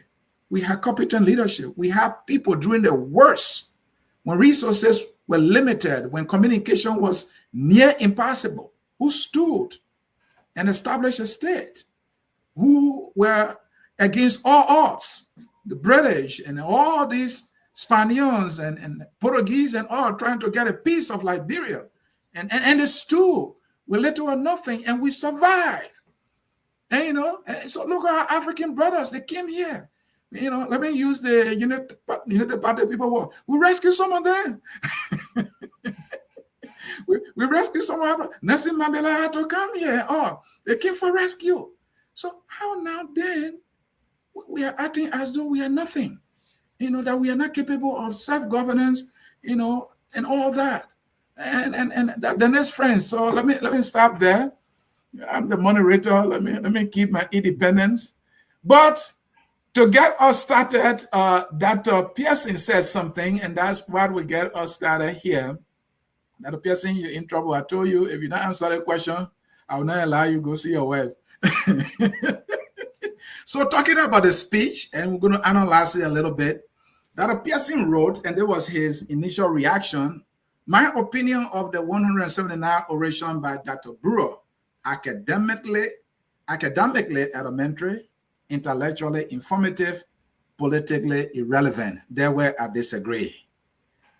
So, Dr. Pearson, what made you think that profound speech by Dr. Brewer stands out as politically irrelevant? What kind of politics you're looking for? you're looking for the cocaine, you're looking for yellow machine, you're looking for rescue. The floor is yours. There is no doubt, and hats off to my friend and brother Tao here. Our history, especially our early history, not the one told by the Westerners. All right, our history before 1847, like Dr. Brewer mentioned, is important. It's very relevant, and all of our kids and our people need to be aware of that history. But in my opinion, and I hope that Mr. Tao will back me up here, that whole idea and that knowledge is elementary. That's something we're supposed to learn in elementary school. Those are to be the initial historical lessons that we learn at the foundation of our education in Liberia, in our education system. By the time our kids finish in 6th grade, going to junior high, they should have absorbed all of that information already to know where they're coming from before they start going to history of other nations. So that's why I said that whole thing is academically elementary. That's what I meant. Okay. Then I said it's intellectually informative. So yeah, for elementary meaning we're supposed to know it in the elementary school. Yeah. That's not grade school thing. Look, trust me. Who part is it? No. Okay. I'm not faulting anyone here right now. I'm thinking about the speech. Right? I'm not faulting anyone right now. I was understanding you to say what he said was childish. That's how. No. It is no. I'm very professional about saying that. I said it is elementary, meaning you should have learned that in your early stage in your education when you went to school, and our kids should already know that. They should already know that. Unless Mr. Tao, who is the advocate for history, will tell me say I'm wrong. Yeah, I put my hands down and I stay in defeat. But our kids should know that. Article 6 encourage us to ensure that our kids, Article 6 of the 1986 Constitution, encourage us to educate our population, well educate them to their culture, their history, their tradition, everything that they should know to be a useful citizen. And Tao will say, because you miss out on it, that's why you mess up right now as you are. That's how Tao will say it. We mess up the way we are now because we bypass the history. So I'm saying to you, that is you have been taught in grade school from elementary level. Don't bring it to high level conversation at the Independence Day oration. Now I said intellectually informative. Why I said that? Because let's say you miss out on that information, right? Or you got it when you're much younger, you've forgotten it. It is not making some impact in your decision as a leader. So you need some reflection. Yes, it becomes informative for you to reflect and listen to it. But I wouldn't want to be sitting at that important program paying $2,000+ to buy a plane ticket to go to Liberia to celebrate Independence Day. Somebody can lecture me on something I learned in elementary school or I should know from elementary level. You waste my time, you waste my money, waste my time. Then the last thing I said, politically irrelevant. Why did I say that? Liberia is a politically charged environment. Majority of the time, the Independence Day oration is when we can flag something significantly important to our nation that leaders can take you from, citizens can aspire towards. So when you go to make that oration, yes, I'm not saying don't be reflective, but you need to learn with something that will make the power to see themselves in the mirror and say, look, of the 100 things we could have done differently, this particular one is my emphasis. You can do this better. And then give the population the opportunity to aspire towards, inspire them to aspire towards moving the government in that direction. I think that's where Tao myself said initially, we have to be outcome driven, and then it's buttress that. What is it we want to achieve in life that we're missing the target, that we want to flag and say, look, I want to call your attention to this. We are missing this target and we want to get this thing done, or else we are behind other nations that are around us here. That's what I want to see. Other than that, it was academically elementary, intellectually informative, yes, but politically irrelevant. Joseph Burger left from there feeling fine, or other UP politicians left from there feeling fine that they have done something big the last 3 years. When we know all is not well, they were politically pacified and massaged in that speech. All right. You heard Dr. Pearson there with his defense, and he said it was politically irrelevant. We have burning national issues dogging our republic, and the whole nation was listening to Dr. Brewer. And in Dr. Pearson's view, that was an opportunity for him to at least look for one of the consequential issues, dragging our nation, and conscientize the citizens with it, the leadership of our country with it, so that they can look in that direction sincerely, and we start having a national conversation. Maybe it's something that is a monumental policy failure that needed to be brought on the table. Something of national emergency, and that will make the president uncomfortable in a good way, that will make the officials of government to say, yes, I think we are dropping the ball on this one, let's go for it, and that will benefit the nation. I think that's where Dr. Pearson is coming from. The many step on no toe, and so other you people there say, yeah, my man, maybe we'll do everything good, so that man came to teach a little history, but let me get to you, Brother Tao, your take, to just start from where he ended. Maybe the man decided not to step on any toe, because each time anybody point out something, whether political or not, what that is the actual reality of what the country may be facing, people go off. Like the lady that spoke last time that said the United States benefit from, or more than will benefit from them. They were about to lynch her all over the place, especially in the diaspora. And so maybe he decided to take a central role to just lecture on some history. But look, I agree with Dr. Pearson on just about everything that he said. But this is one thing that I will say. Remember, those history, they're still necessary. What is necessary for it to be driven and for it to be drilled.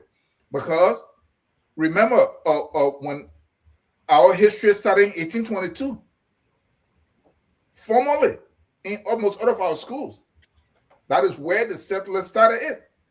Because the goal was to erase the African achievement, everything else, just like it happened here. The history of the land started in 1774 or 77. So America and Liberia just parallel in how it was established. It started from Mary Draper and Matilda Newport and Elijah Caldwell. That is where it started. It took some time before who actually have access to those history, not directly even of Liberia. You barely can find an actual Liberian history until Joseph Segwan started to write the Civis book and got Samuel Wing, Honor Samuel Wing. That's when I started to learn some of this stuff. And some he had to bring his own pamphlet because there were no books. That is how much we were made to be completely blind so that we don't know who we were before the so-called settlers arrived. So I think it was necessary for him to actually go over that, for him to say it. But I agree with you that after you say that, that should be like the introduction and foundation. Then you move in to, because what is the throw punches? Huh? You want him to throw punches? Not throw punches, actually point out where the government is failing and where they have achieved and where they are falling short and the expectation that the people have for them, or I mean that the people have of them. A government that is still carrying the same salary structure and the same benefits, a government that it took $22 million that they will fix the road, no car will get stuck. That's why I put the picture behind me. You see that? that's going between Riverside and Sano. My auntie don't going that then over there in that other car behind me. They were stuck over there for almost 2. They almost actually built their own town there. Right. And Mr. Tawo, because you said that, and that's the opportunity I see. I want somebody to build like a gas station, TV, so that when people are stuck, they'll come to there. I'll sell water to them. I'll sell, so that's an opportunity. Oh yeah. Oh, we're not talking about the business aspect on a private level. I want us to bring in colors even before I come in. Let's get 2 colors. I mean, a real detector. Yeah, no, time is fast spent. You see that boy picking here? I knew this. let me bring in. For me, I love the speech. And you bring in Gonglo? No, no, not Gonglo. I know Dr. Brewer, right? I've interviewed many times, and what he said to me, that's who he is. He and because I've interviewed him, being part of the History Channel, so I heard some familiar lines. Let us not read history backwards. I think a few days ago, I think it was yesterday, Mr. C, if you remember, I said we've been listening to a lot of ignorant people. I even used I almost talk like Trump to say we've been listening to stupid people. Somebody will come from, let's say, Ghana or Nigeria and say, oh, I didn't know a country called Liberia existed. And we'll be clapping for that person. There's this guy who I think was sent around. Oh, they were celebrating. There is Liberia. And that's why I hate any song where they say Liberia. I just turn it off. Because it's like we don't know who we are. We think we should practice from other people. Not knowing, it's almost like Africans who will say, oh, we are Jews. Instead of white people coming from black people, we say, we came from Jews. How? How can we not be the root? And you are saying you are the branch, right? And the science is there, the anthropology is there to say that all races came from the black. It's the same thing. That go to the line, General. Nambi Azikiwe, Kwame Nkrumah, all these people are coming to Liberia to learn. How then we think we nobody? And we got to learn from people, and we got to practice all of what they do. And we don't know anything. So if somebody comes and say, oh, I didn't know there was Liberia, this country, and then I saw it, but they are the mother. Where did you go to school? You didn't go to school in Ghana to learn. The other guy went to Liberia. Oh, he's surprised that Sani Kole is the center of the OAU. There where is that? Why you didn't learn that? And we'll promote those kind of people because we don't like to hear maybe from Dennis Jar talking about everything Dr. Brewer have said. If you go to Liberian History Channel today, you will see a lot of those things. But nobody listen. We are accustomed to listening to ignorant people. But let me bring in some colors here. Let me put my own. We have one. Oh, you've been here for 25 minutes. Oh no, sorry. Let me bring in Mr. Grunty Tobasi. We miss you. Thank you, Mr. Jab. Well, Mr. Jab, we are nobody. We are nobody. Look at our country. The whole country is driving on the highway. There's no gas station, no service area, no rest area, nowhere to use. It comes from mentality like that. You know, one pastor told me, say, anytime you wear dirty clothes, you will always sit down in the mud. So when you tell yourself, I'm nobody, you will go sit down in the mud and have no gas station. Go ahead. You know, we have a lot of problems. And we always want, but anyway, the reason I'm calling is the issue of the ACS. And, for so long, I think we've been living with the illusion we truly got our independence from an organization. I think America was trying to keep her hand clean, so she hid behind the ACS, but she still forgot to instead of not saying the American colonization society, they kept the American in there. So any kind of sensible person will always know that America had a great role to play in this whole thing.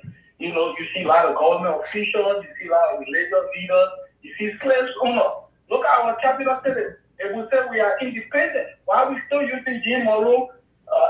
Captain City was named after Jim Morrow instead of calling it Dubois, or some kind of native name so that we can be totally free. You know, and the same thing happened during the Berlin Conference. During the Berlin Conference, America participated. She sat in the conference when they carved off Africa, when they divided Africa. America did not stop the Europeans and said, what you're doing is a violation of human rights. You guys cannot treat the continent like this. America said, encourage the Europeans to divide Africa, abuse our people, encourage people like King Leopold. King Leopold, 10 million Africans killed them, cut their hands off for gold. So when you see Africans go to Belgium today and say that, oh, Brussels is pretty, they don't know that they're full of blood. Everything in Brussels, everything in Belgium comes from Congo, from the banner of Congo. How can you go to Brussels and be happy or the Belgium and celebrate Belgium when you know that the people came to the land and they stole from the banner of Congo to build Belgium? Belgium had nothing, zero. And people are celebrating when they come in Belgium and they see the airport in Belgium and they say, oh, it's so beautiful. But it stole everything from your people. The same thing when Liberia is. There's no way in the world any country will get for independent from an organization. If they are not happy to do. So Liberia was not called, if we say Liberia was colonized, they have to be from America. If we say Liberia, once it's colonized, but it's declared independent, then we have to rewrite the history in a way that it will show some dignity. It will have a soul of our people, of the country. But this history will be carried on for so many years. It's a national, it doesn't have a soul. We don't feel it. When it's on the national anthem, for all these things, enjoy all that nonsense, we have to be creative and keep these things. Thank you, Mr. Tobasi. So I can represent true independence. I agree with Mr. Tao, and thank you very much. Thank you. So let me learn my thought now. For long, all the things that have divided us over the years, those are the things that Dr. Brew, I believe he addressed, right? For instance, we believe, like what Mr. Tao was saying, you know, the Congo people came and they created an apartheid system, and Liberia where nobody were just in the forest, jumping from tree to tree. That is not what I said. Brought us salvation. That is not what I said. Left out other people, they didn't carry when they were dividing the Doga flag, they didn't give Doga flag to the other people. No, we were big boys and big girls that were sovereign African. We didn't need anything from them. So Dr. Bro clarified that. Also, sometimes we think that, oh, we had our names and the Congo people came and changed the names. But no, that's not true, because King Long Peter and all these people, their names existed over 200 years before the settlers came. That's why some people did a fake history, say, oh, this person, his name was Zulu Duma. They changed it to this. This other person's name was it. No, we have been using those English names many, many years before the arrival of, before 1822, let me say. So I believe that Dr. Bro, knowing who he is, he doesn't throw punches. He has always been optimistic about Liberia. I remember when I interviewed about the flags, I kind of tried to criticize the country flags. He said, give the people some grace.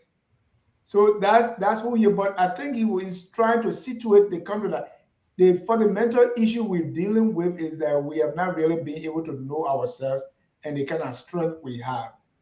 And that's why we keep crying. You know, Dr. Pearson, this guy who was the prodigal son, big brother, right? He sat there, according to their laws, he had all this, everything his father got half for him. But he didn't know he was crying for goat. Oh, by all this time, you don't give me small goat said. That's why Librarians, that's what we are. And that's the issue that Dr. Brewer dealt with. Lots of the division, a lot of the things that keep us divided, because tribe, nobody came to that place speaking Pleo or speaking Bassa. Everything we have was formed there. All the ethnic group we have today, yes, some form, but the actual thing we have today evolved, it developed. we should be proud of ourselves. So we shouldn't be hating each other. I was surprised we are more together than we think we are divided. All this thing about all division, we're all playing fun in that country until they walk in and politicians use that and say, oh, that person is crown, that person is Madingo, that person is, Mano, all that stuff. So I think Dr. Brewer's speech did that. We've been throwing the punches, from Dr. Pele to Dr. Brewer. What changed? Dr. Pele threw all the punches. What happened? So I think this different approach, is part of our growth. All right. Yep. Tao? Yeah, because I didn't finish the man, that young dictator on here. But look, yeah, but look, we need to throw punches. When we need the stage like Liberia, we need disruption. When we need disruption at every level, if you are fighting corruption and corruption is 10, you got to throw punches until corruption fall. If you're dealing with bad governance, you need to throw punches until it fall. So anybody that is not ready to throw punches now, they should not take those particular calls. They should not take it up. They should. If somebody would think corporal punishment always the answer. No, it's not corporal punishment. You have your time. Give a young man a chance. Yeah, Dennis. What we are saying here what we are saying here is that we need people that we need to engage. You see, look, I come on this show, people think that I'm so, no. We need disruption in order for us to have a reset at every level in Liberia. I'm not going to go as an orator, sit over there with these guys, try and they took all that money, maybe $1 million, who know, because they've been there for a whole week, or maybe $2 million that they're wasting, and I come there, eat with them, and then I go ahead and give some stuff and then leave out how badly the country is running and where it is. Look, and people are listening, so I want for them to clarify something, because Dennis Jar, I disagree with him with all my 7 senses. He just said here that I said that the people were in the bush, they were jumping from tree to tree. I'm way too informed. No, I didn't quote you on that.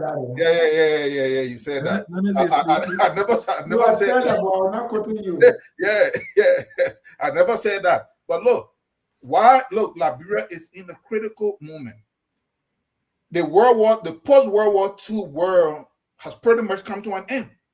It is going through its final stages, where the new world order and the new power blocks, the multipolar world, is being born as we speak. Every African country that were weak under the pressure of the US-led Western bloc are making the move. They're all refusing not to export their raw resources. They're not pushing and building factories to add values.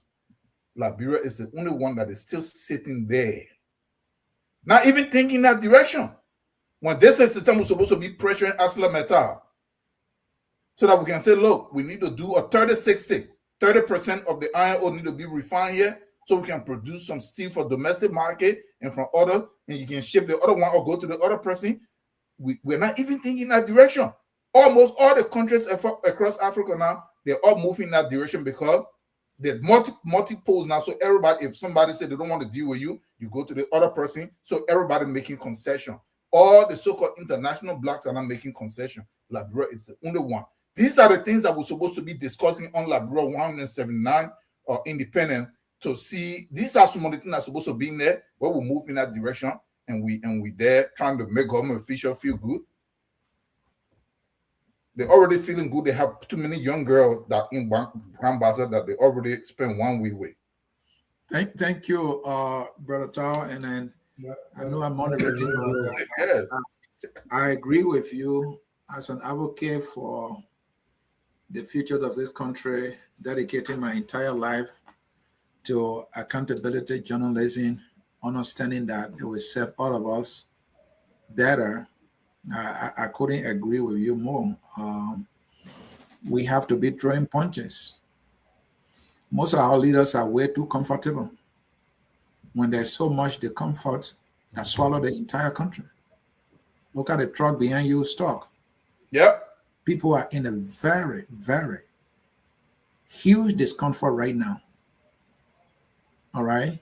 And that's why I like the idea about the government bringing the yellow machines, because if they operationalize those yellow machine with proper management, train young Liberians who will know how to use those machines to greater the road, to haul dirt and fill those muddy areas on the road, then we're trying to think something better. Tao said another thing. Why are we giving all our raw mineral resources out? I want an orator who comes and say, you know what? It's been over 100 years we've been giving, Firestone been taking every drop of litter out of this country. Every drop for over 100 years. I want to see a Liberian leader who pulls a foot down and say, look, between this year and that year, not a drop will leave this country. It must be turned to finished good before it leaves the country. And if it means that this country will be, the republic will be buried, let it be buried. That's what I want to see, because that is what gave us a paradigm shift. It is not somebody coming to lecture us about history. In as much as I'm a big fan of history, I enjoy the history. I mean, I listen to it more than anyone who that. I saw the senator of Bond County falling asleep when Dr. Brewer was speaking. The man was literally falling asleep. A senator. You caught by Yuko. I mean, maybe Tahoe is right that he was in that place way before time on Sangana Miami over there. He didn't get some good sleep. This is a national event. You are a senator representing a county. Dr. Brewer is there giving you historical record to conscientize your understanding of the country you represent, and you're falling asleep. I saw kids in that place that they were not falling asleep. A senator was falling asleep. So, I mean, as much as I hail Dr. Brewer for the profound history he taught us today, something he has dedicated to his life, I am of the opinion, having taught that history from the beginning, he should have made our leaders to get out of their comfort zones. So many Liberians are hurting. Children are in rehabilitation centers. I cannot rehabilitate any of them. Senator Dillon runs one of the rehabilitation centers. Our Liberian government penny is not in it, and yet they declare drought as a national emergency in our country. Dennis, tell me, what is wrong with Dr. Brewer saying that?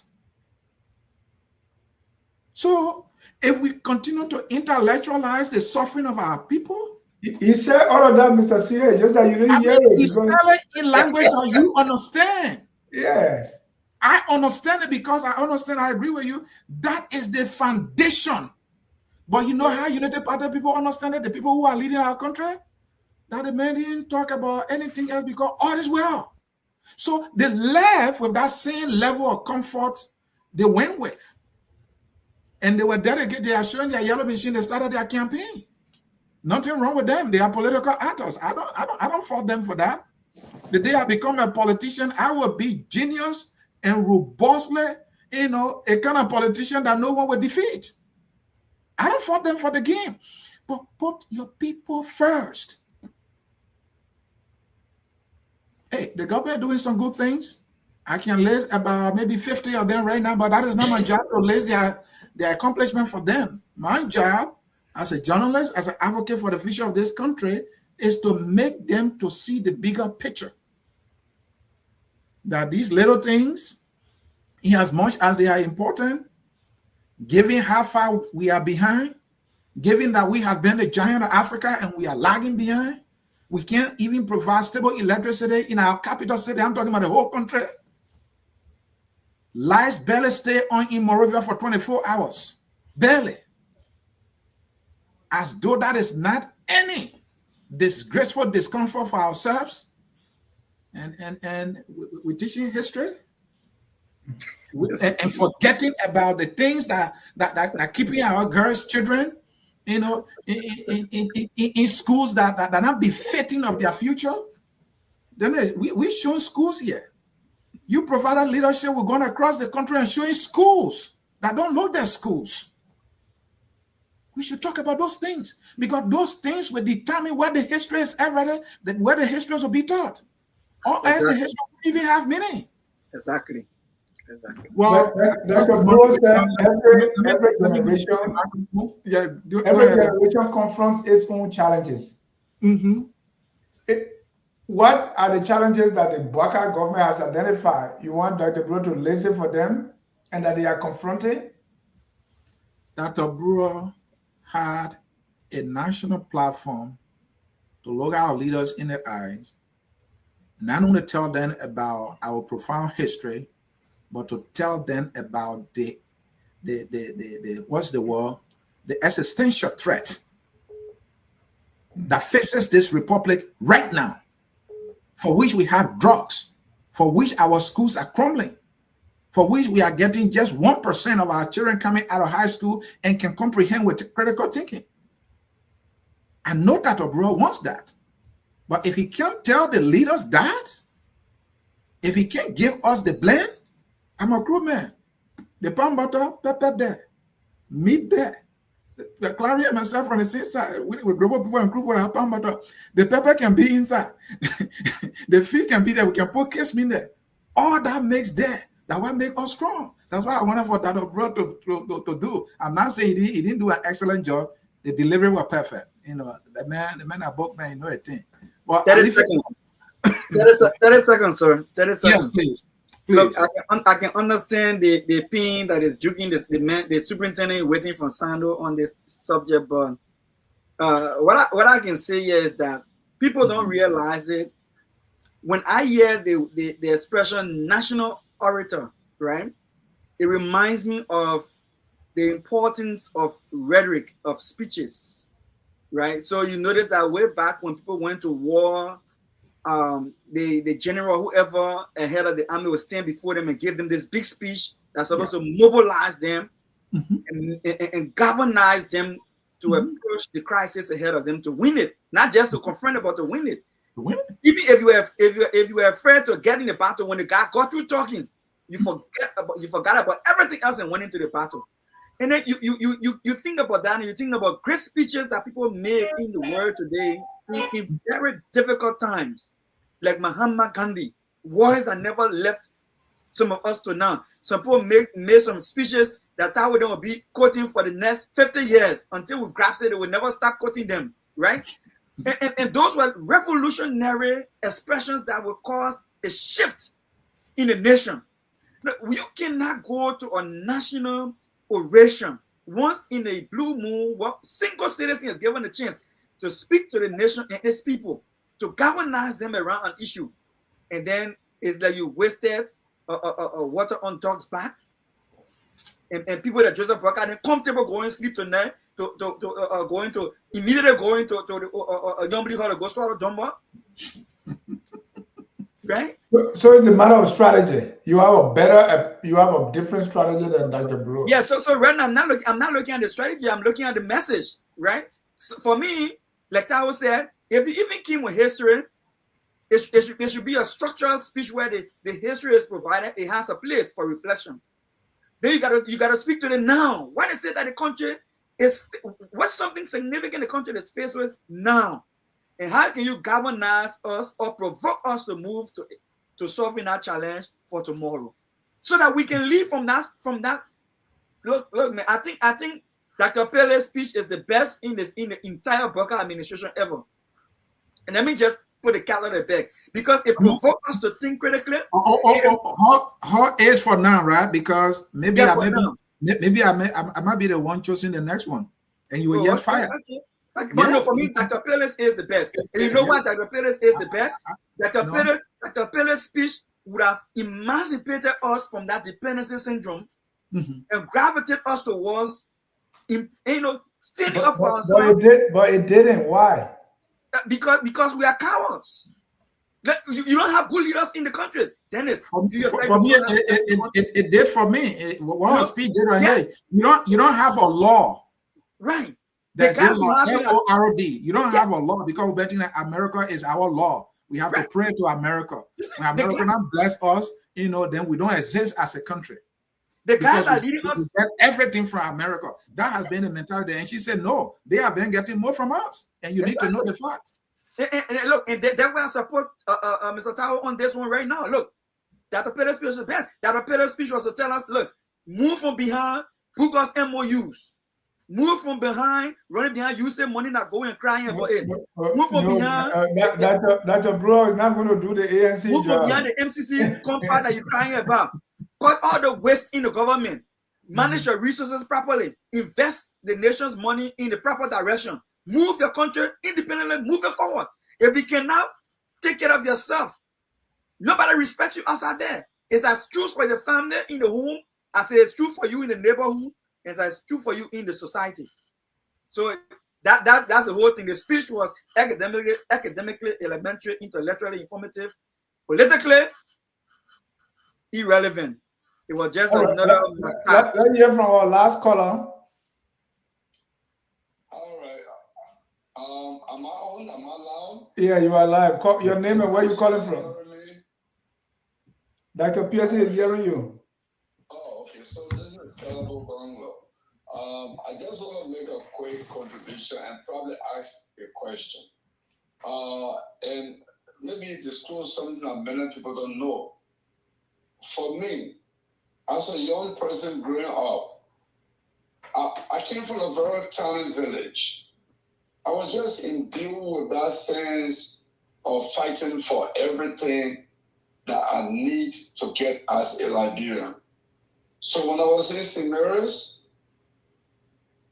I never celebrated Flag Day. Every single time I had to cut grass. I said, I don't see the need to salute the flag of Liberia because I don't think this country is serving me, is fighting for me, my interests. I never attended Independence Day celebration. I always feel that we don't have leaders. We have a country that has let me down as a child. So that belief is still continuing with me today. Even when I work in government as assistant minister, I never attended any Independence Day celebration. Because we are in a country where our leaders are a bunch of liars. They are not truthful to us. If we are going to be a nation that will live up to its truest meaning, then we must fight to ensure that the country delivers to us what we give back to the country. We're giving our rights to own the mineral resources. We're giving our rights to make law. We're giving our rights to do everything to a few elected people who use those rights to enrich themselves and protect the future of their family. Now, I just returned from Liberia today. I listened to Ansoli talking about maybe 50 good things. But I got news for Ansoli. I can list 200 bad things that will make you not to love Liberia too. Okay? So like Councilor wrote a few months ago, a country did well. We don't put our leaders for accidents. They are moving some needles here and there. But let's take, for example, the yellow machine. The yellow machine, I'm sorry, it's a bad policy. I will tell you, and I will tell you the reason. The government under Ellen Johnson Sirleaf and Joseph Boyka, he saw road construction was privatized. The Ministry of Public Works role was to be monitoring quality of the road construction and giving road construction contracts. If you saw the Ministry of Public Works became like a cash cow, where ministers there were making millions and millions of dollars, and some of them then some of them are progressive, they are former progressive. Okay? That's how they were doing it. So many Liberian businesses, Liberian citizens, of course, most of the country want to Lebanese people. They went and bought machines to build road. I know one person like Kopo Toma from Nimba. He went to road construction. He's a civil engineer or electrical engineer. He bought this machine and started a road construction company. Now, if you bring machines to do road, what becomes of this Liberian war invested? The opposition.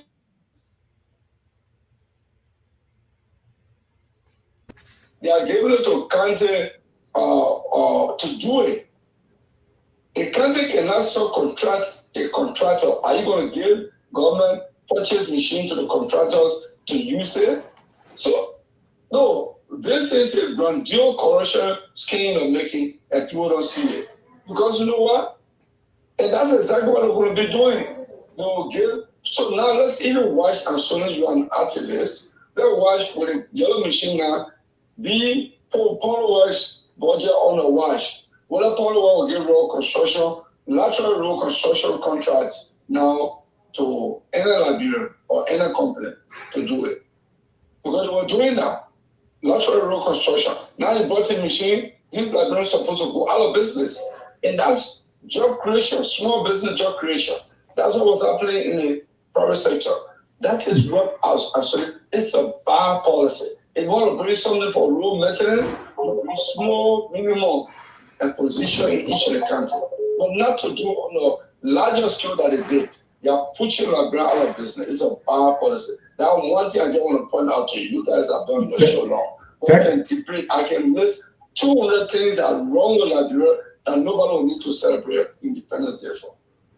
Thank you, Mr. Gonglo. Even the government has put other Liberians out of business with press, because every ministry, every agency is operating their own press now. So we can't even send our report. We can't even do anything now. But I don't agree with Gonglo, because I don't think there are 200 things. But the actual the yellow machine thing, we'll have a separate show, Mr. C. That's all the colors we have. All right, Dennis, thank you. Look, Colombo, he's a great mind, and I will leave it right there. And I don't know whether he's thinking that he can be as critical as I can be, or even more than me when it comes to governance. Well, we'll talk that another day. When it comes to governance, my friend don't stand there with my mind can't stand there with my mind in politics, because I'll be the first to step on her toe when it comes to the future of our country. So anyway, gentlemen, thank you. Very great discussion. We will close the broadcast now. Brother Tao, let's get your closing and parting statement, given all that we discussed. 1 minute, please. Yes, thanks. This was a great discussion, and this is what I want to say. Liberia was colonized. Whether you want to define in any way, it was colonized. That is why when you sit here, we speak English. That is why our history started with 1821 or 1822. That is why Christianity was pushed more than anything else. That is why with our names were changed. Whether there was something about imas, because that is the only way you get reward. It was a reward punishment kind of a skill that was used. If you show up and you had a certain name, then you could access certain resources. If the colonization, you can't say whether it was in stages, that later on there was negotiation, there was this. But at the end of the day, we're looking at the outcome. What was the overall outcome after the entire area called Liberia came under the government? 94% of the public were excluded. It was not till 1962 that Africans were allowed to vote. The same mirror that of the US. So we need to admit those things so that we can move on. The struggle that we are having, and no country function without culture. We don't have our own culture. It is culture. Everybody go back to recapture that culture. It is our duty to rediscover our African identity. So that then, based on this, we can redevelop and engineer ourselves. This is the only thing that can actually help us to have a national goal, but we don't have one. We think we are everything else. We are Chinese, we are Arab, we are US, Westerners, and then the very great Westerners. So this is what we are struggling with until these things can be dealt with from this level, and for us to actually then decolonize the educational system and everything else, and then build it back up. We're going to continue to struggle with this. We're going to try to make sense of it, and it's not going to work. There's no doubt that, there's always colonial mentality or the slave mentality that exists in Liberia and other parts of Africa. even here in the United States, where Liberians we are, some of us still have this colonial mindset. We still think other people, because of their skin color or how they speak, they're superior. And so that's why, people, so there's no doubt these things exist. But to say that Liberia was colonized, or even if Liberia was colonized, and then since that we have gotten our independence, what are we doing now? Liberia colonized, or between the colonial period and 1847 when we gained independence, and America did not recognize us for all that length of time because they were angry. Who are these guys? These slaves, our slaves. They want to tell us their country is equal to us. So all that have passed. What are we doing now? I've seen a lot of people, President Tabo was a great president, and we continue to say, oh, Tabo, Tabo, Tabo. Since Tabo died or was killed, 1980 till now, we almost going to 50 years now. Is this the same song we're going to be singing? As per Dr. Brewer, every generation you have your own new challenges. Sometimes we blame, oh, the progressive did this to us. Tipotry is old, formula is old. They had their time. They confronted their challenges. What are we facing today and what are we doing with it? That's the challenge for all of us. And I want to conclude here, in my Jefferson Koji voice, it's time to dispel rumor, mist, and disinformation about our country and nip in the bud so that we Liberians will start to appreciate ourselves, and that you will listen to us, those of us who know, little more and have devoted our time to it. Listen to us. Start listening to ignorant people, because if we do not, if we continue to be ignorant, we will continue to have that mindset that we are nobody, and so we'll always go and sit in the mud. Happy Independence Days, and don't forget my Independence Day oration. You look out for it. 16 pages long, and then you can come back to the Yeah, and I should say in closing, listen, we shouldn't be having National Independence Day history lesson. Please put it in the curriculum. Teach our children from the day they started elementary school. Teach them the history of the country. If we're going to cite the history in our national oration, it should be a foundation just for reflection. And then you come to the substance of what you want to communicate in terms of a major national challenge and how we can change it so that leaders can find the path forward for whatever major challenge, like Dr. Brewer said today, every generation faces a challenge. So what was the challenge? You should have established one major one and govern us towards it and inspire us towards solving that one. Other than that, then take the history to the grade school and get some books in the classroom, improve University of Liberia history department, and build libraries across the country, let children go to school and learn the history. Don't bring it on National Oration Day as a lesson for us to learn for 2 hours in a program, wasting public money. And another thing I would say, we've already laid a foundation to decentralize the entire Independence Day celebration. Now we have the Ministry of Local Government. Look, let every county have its own program celebrating Independence Day, so every Liberian can feel a part of that celebration. And whatever we're celebrating should be something that we are able to rally around in our constituents across the 15 counties and identify progress we've made as a nation, moving our counties forward. Generally, President can speak as to what we're doing, moving the nation forward as a collective unit. Last but not the least, next time anybody give us the opportunity to do a national oration, please, we expect more. To expect anything less would not be fair to our country. Thank you for having me tonight, Anthony. Thank you, gentlemen. You did justice to the discussion. You share reflectively, analytically, and also very soberly about their country, Liberia. Leadership is a serious business. Statehood is not for fun. If we get it right, then it will be good for all of us. Focus on Liberia. Our Reimagine website link is being displayed there.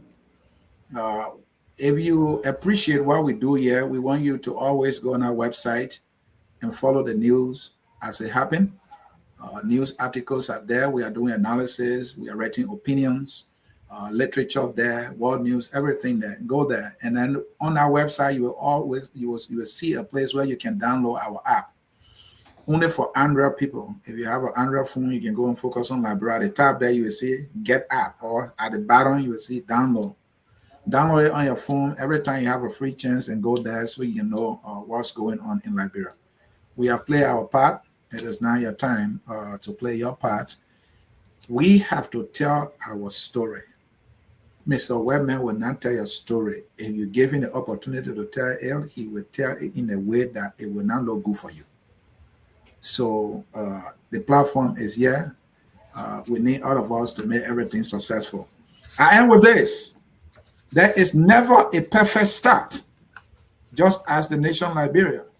Just as when you started as a child trying to walk, you will fall. And then you, at the end, will perfect how to walk. Even at that, when you're getting old, you start with wobble on your legs again. So is life. Think about that. And then also think about this song that says, we are all Liberians. Happy Independence. One more. Focus on Liberia is here. Like, share, comment, contribute, do everything you can. Let us make Liberia the Liberia we want. It is our challenge, in as much as we have our lives. Let us play our part. Joseph Chicken Rabbit play a part. According to the orator, if Joseph Chicken Rabbit comes by, he will be wow that the country still exists. Because the challenges he faced that time, he was afraid that maybe that country was going to be taken away from us. But I want to see a better Liberia handed to the people coming after me, and I hope our leaders are taking in that direction. But when they are dancing kakaleka and playing football with their big belly in Grand Bassa, I don't know, but maybe that celebration, I leave it there. They will come for me. All right. Enjoy the song. I say we are all Liberians. We are Liberians. Liberia is our home. Liberian people.